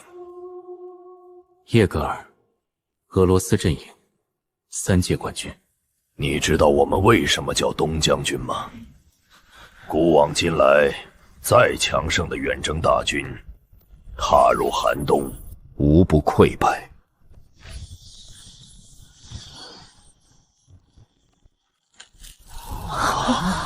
永久冻储，不是被动，而是一张主动卡，而且是20费的最高费用。这张卡我花了整整2年才制出来，它是3节卡，却是3节卡里最强的那张。10点，见。永久东土，费用20，整张地图变为冻土，我们全属性减1乘5，俄罗斯加2乘5，意味着只要让他出这张卡，我们必输。那我们岂不是必须在他出这张卡之前结束比赛？20费他需要很久才能攒够，但叶戈尔是3届冠军，运营速度全校最快。10点还有50分钟，我要再看一遍他的录像。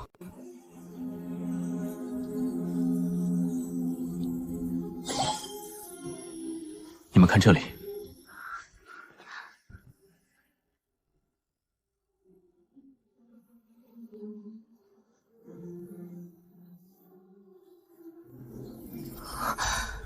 也就是说，看到他摸左耳，就知道他要出永久顶定了。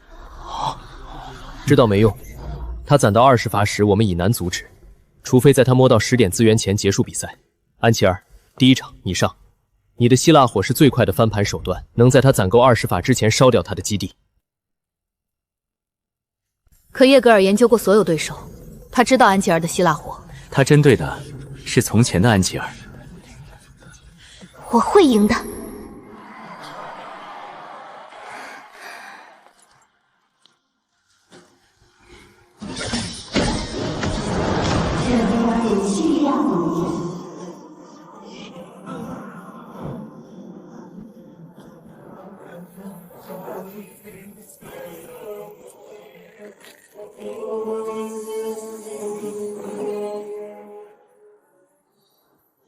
2个市场，安琪儿不打算用希腊火了。安琪儿，2个市场。希腊火它一定有防备，所以我打算用经济压制。上！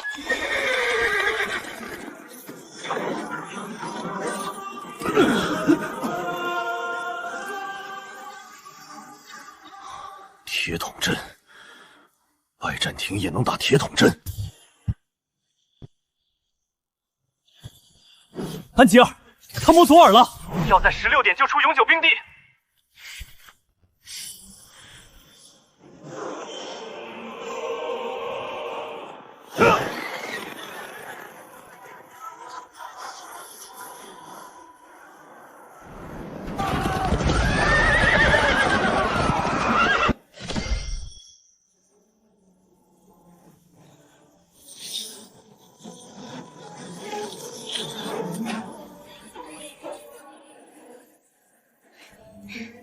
城墙不是单位，所以你的永久冻毒对我没用。迪奥托森城墙，你藏得很深，我投降。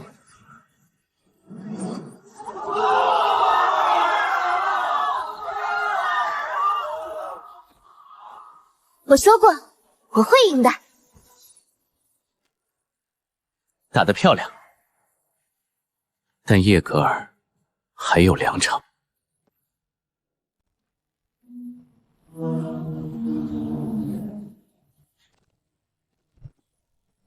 地图：内顿河草原战场。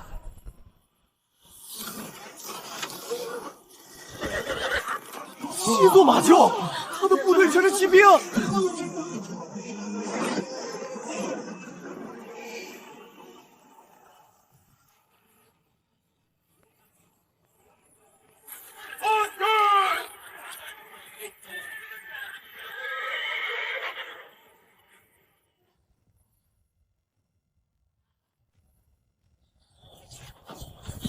帝国步兵组成盾墙，弩兵射击弓骑兵，帝国骑士迎兵重骑兵。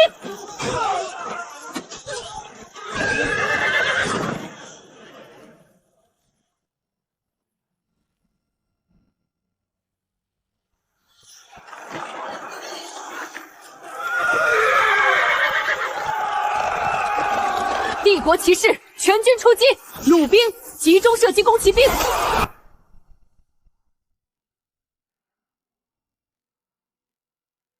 我投降。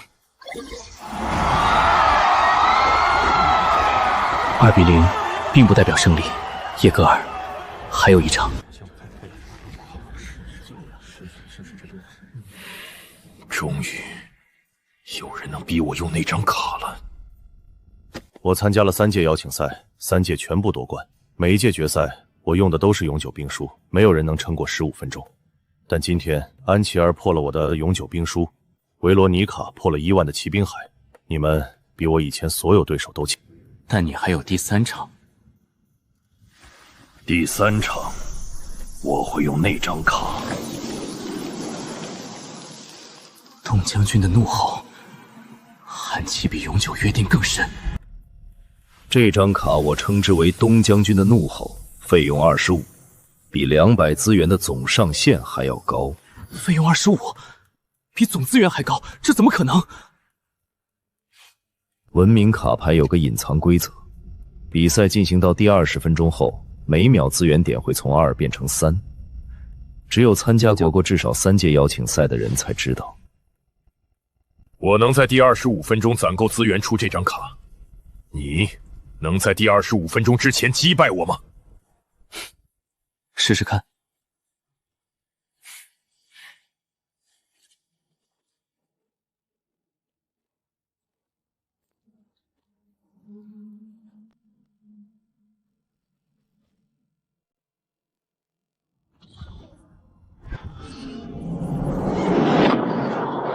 地图：北极动员战场。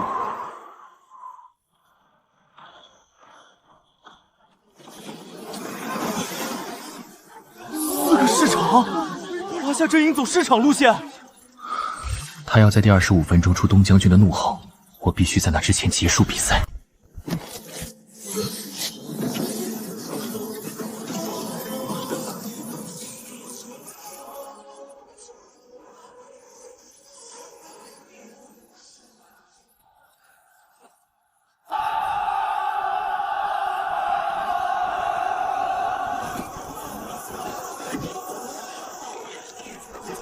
2500人，这是有史以来最大规模的部队。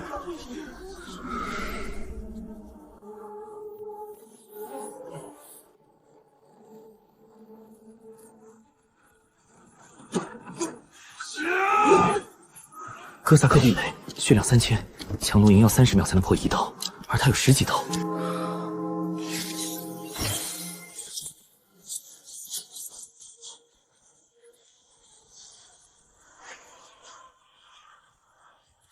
8种华夏单位，100家争鸣，加成4成。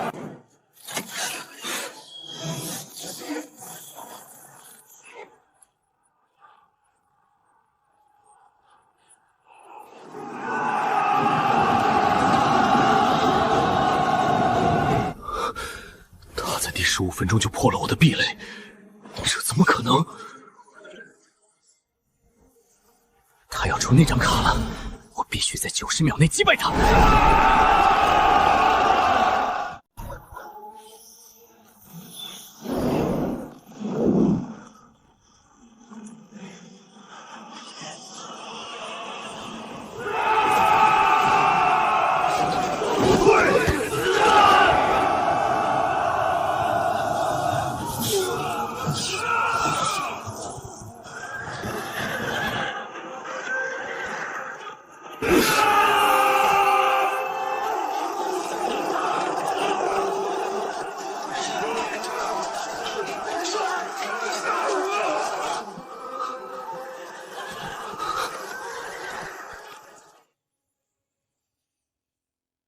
放弃吧，在东将军的怒吼面前，任何人都赢不了。焚书坑儒，同归于尽，代价是1年内无法使用华夏。钟一，我们相信你。无论你怎么选，我们都支持。哥哥，加油！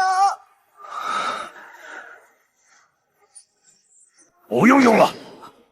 凤栖坑怒是同归于尽，但我不想和你同归于尽，因为你是第一个能逼我用东将军的怒吼的人。我投降。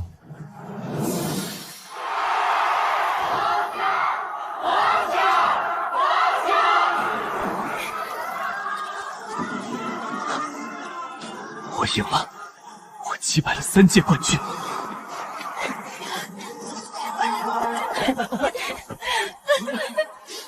我们做到了。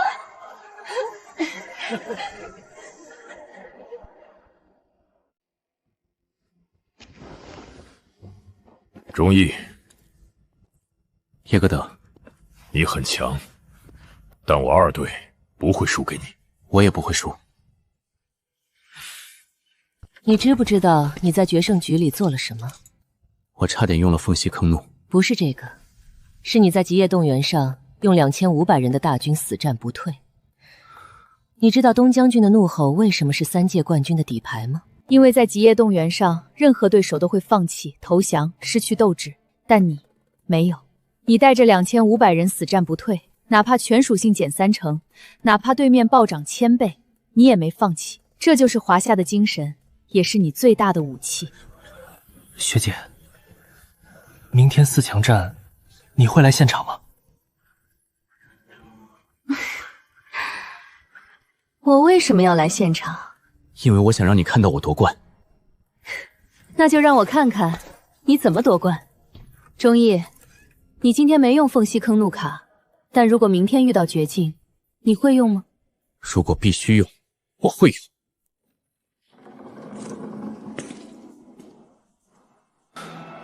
冠军，我来了。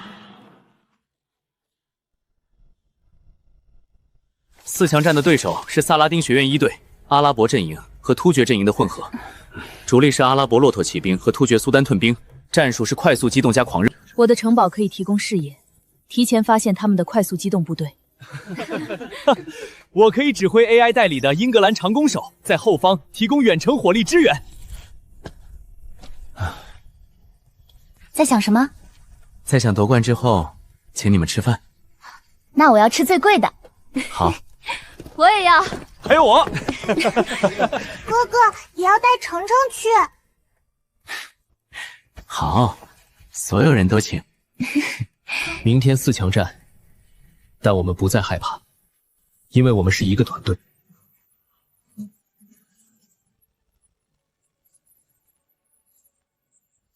萨拉丁学院1队3名选手：艾哈迈德、铁木尔，还有3年级队长萨利德。艾哈迈德的招牌卡是骆驼骑兵团240骑，天然克制战马，让骑兵冲锋速度大减。但这克制只对战马有效，对希腊火无效。所以第1场安琪而上，用希腊火烧骆驼。铁木尔的招牌卡是苏丹亲兵200人，铁甲加火枪，能击穿重甲，对骑兵也有克制。铁甲步兵克制我的帝国骑士，但克不了我的城堡。第2场维洛尼卡上，用城堡体系远程消耗苏丹宪兵。然后第3场，我来。萨利赫，我知道他。去年邀请赛他带队打到4强，招牌卡叫香料之路。香料之路费用15，场上所有市场变香料集市，每秒自动得3点资源，持续90秒。你们看，这比我的丝绸之路更强。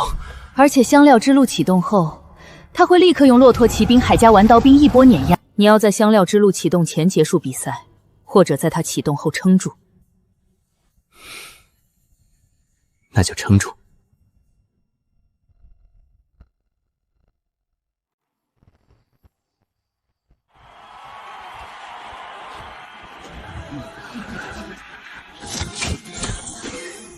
地图：阿拉伯沙漠战场。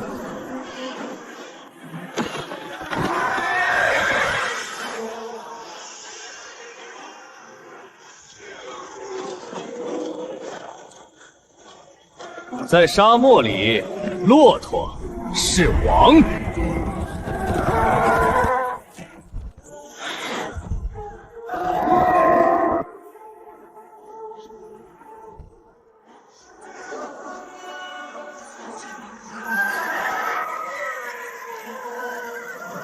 圣索菲亚大教堂，这不是攻击型卡。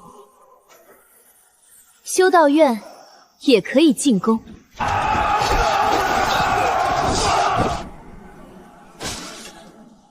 我投降。第1场获胜者安琪尔大战堂。她已经不是那个会颤抖的女孩了，她成长了。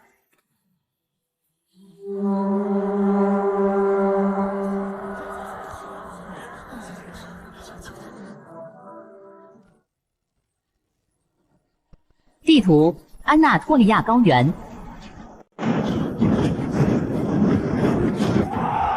全军前进！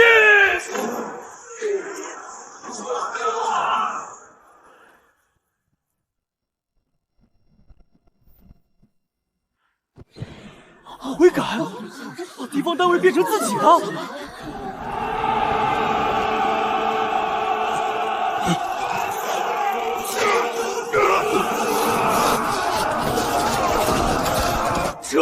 这不公平！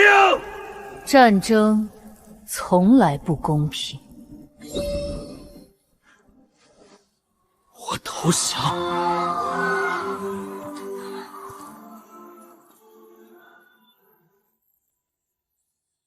那是骄傲。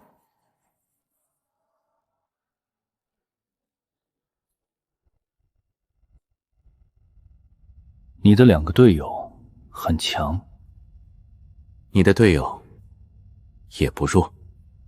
哼，艾哈迈德和铁木尔是2年级最好的，但他们太年轻，遇到你们慌了。但我不会慌。去年我带队打到4强，输给了叶戈尔的莫斯学院。今年我制作了香料之路，要用它打败你，拿到冠军。风朗巨靴，霍去病的卡，但前提是你要处于劣势。在劣势下，你能攒到22点资源吗？试试看。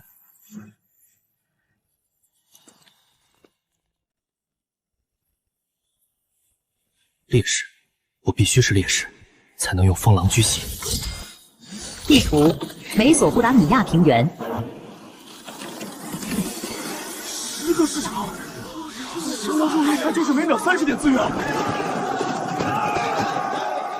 我要在香料之路启动前给他压力，同时让自己陷入劣势。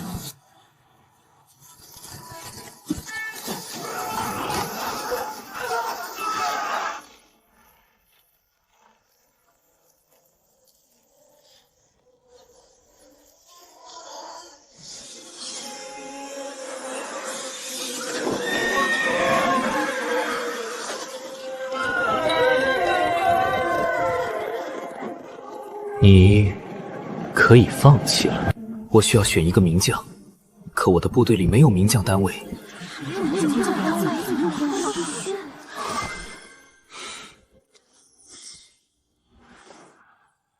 冠军侯，召唤霍去病。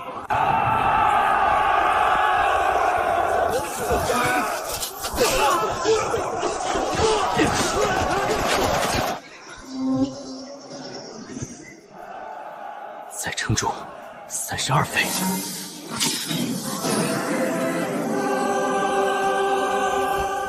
匈奴未灭，何以家为？上！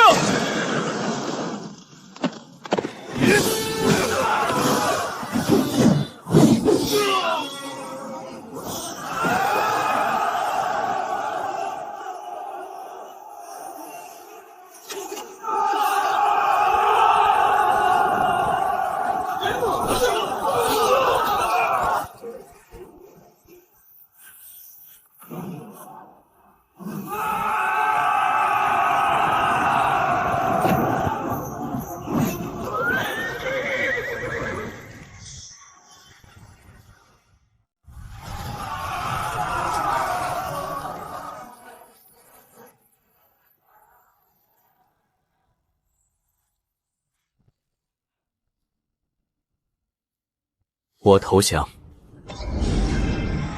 封狼立孝，封狼立孝。将军之志，山河可见。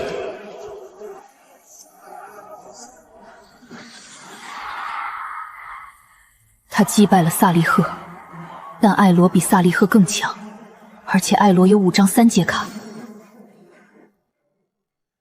圣骑士学院1队，艾罗冯霍恩少德。神圣罗马阵营最强3阶卡持有者，艾罗冯霍恩书灵，3年级，神圣罗马阵营，持有5专章阶卡。黄金诏书让全场单位不可阻挡，选帝侯制度召唤3选帝侯为建筑家防。双头鹰让建筑血量产出翻倍。最后一次十字军东征让全队全属性加4成，1期仅1次。第5张卡至今没人知道是什么，因为艾罗从未在比赛中用过。艾罗也是我的远房表兄，他5岁接触卡牌，15岁制出3阶卡，是真正的天才。那我们就打败天才，我们连叶格勒萨利赫都打败了，艾罗再强也只是一个人，我们是一个团队，可以赢。安琪儿说的对，我们是一个团队。明天决赛，赢了我们是冠军，输了也是走到决赛的队伍。不管结果如何，明天全力以赴。程程也要赢。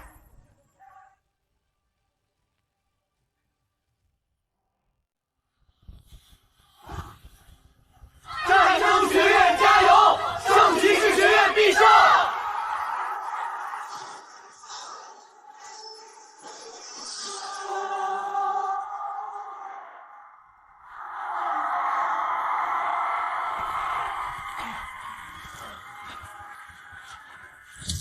地图：阿尔卑斯深穴。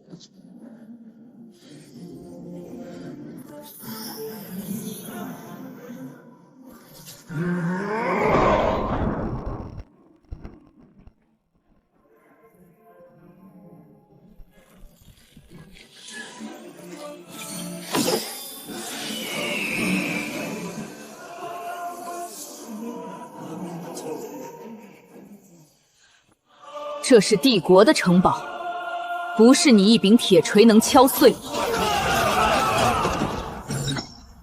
我投降。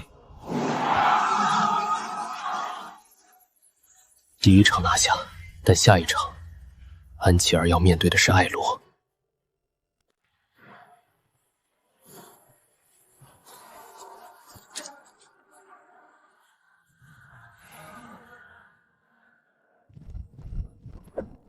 地图：莱茵河谷。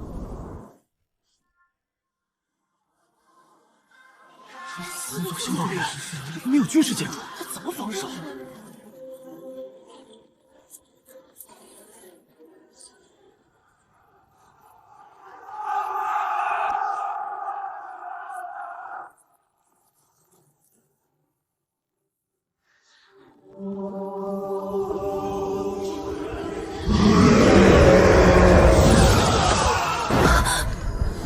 他是故意让我摧毁修道院的。你以为我不设防，是因为我弱？我不设防，是因为我不需要。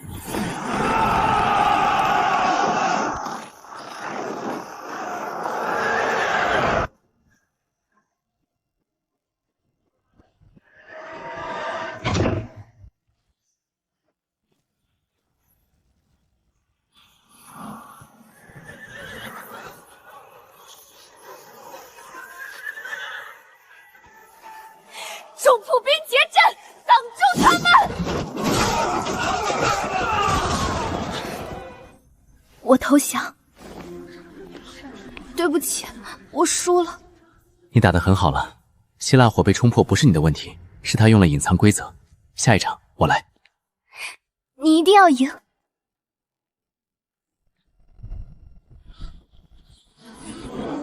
这一场决定冠军归属。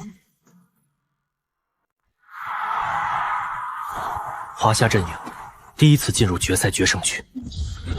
地图长城。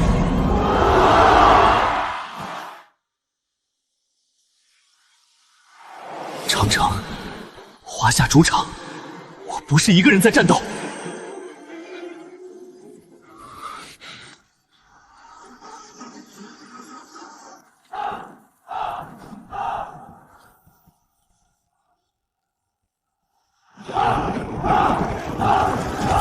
帝国骑士右翼迂回，重步兵正面推进，弩兵压制强弩营。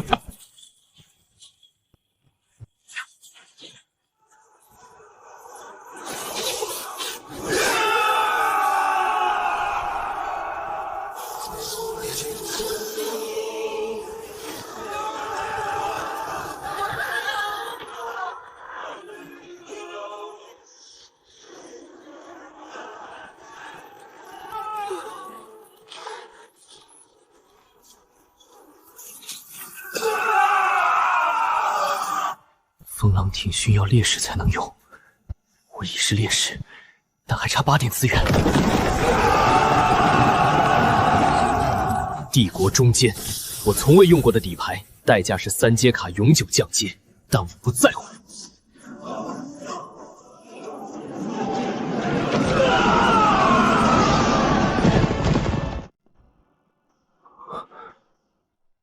我会输吗？无论结果如何，我们都在。你已经走到这里了，哥哥赢！所有相信我的人，这张卡没有名字，它是华夏的精神。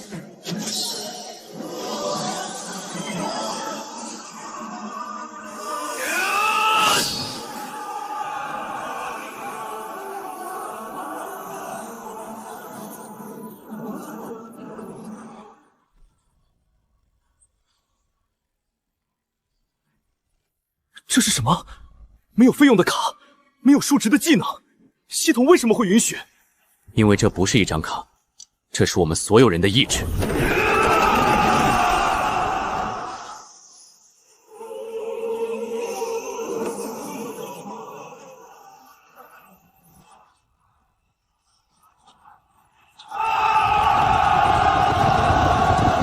风狼绿送，扫平残敌。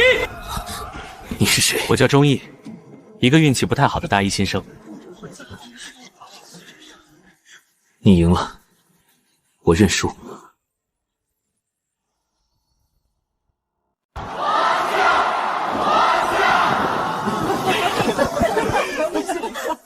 们是冠军了！我看到了，你夺冠冠了。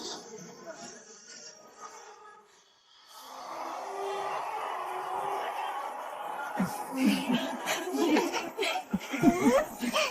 们的奖杯！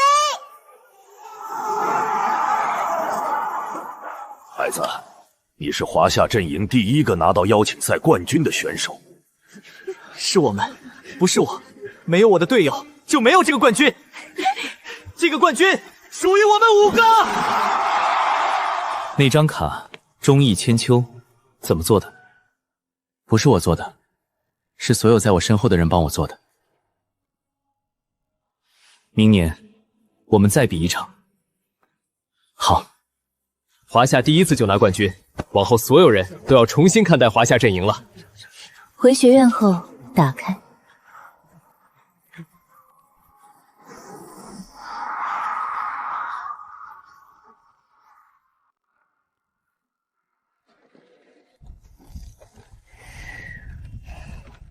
忠义，夺冠之后你想做什么？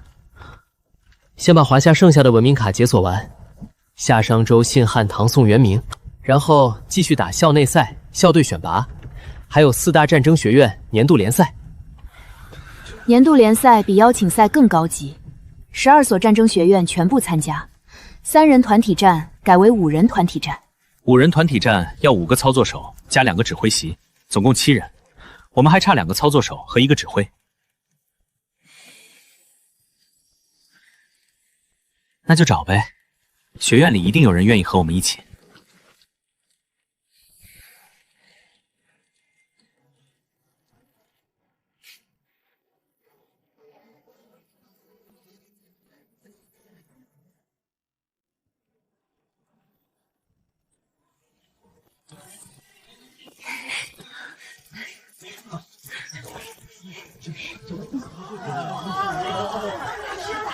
冠军回来了，谢谢大家。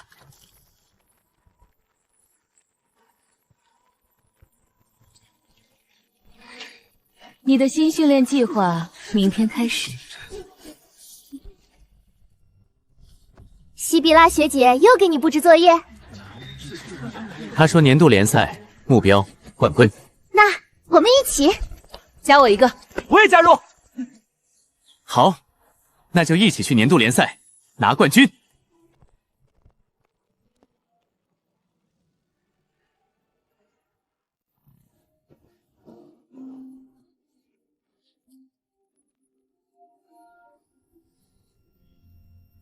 从2场增加到5场，学姐恭喜的方式果然和别人不一样。刚来时我只有匈奴轻骑兵1张1阶卡，军训3场输3场。爸，我拿到冠军了，你们在天上看到了吗？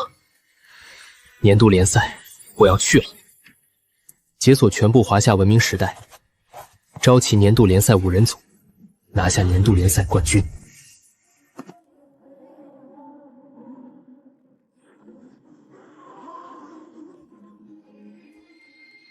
100天，从0到冠军。但我知道，这只是开始。匈奴轻骑兵是我的起点，忠义千秋不是我的终点。年度联赛，我来了。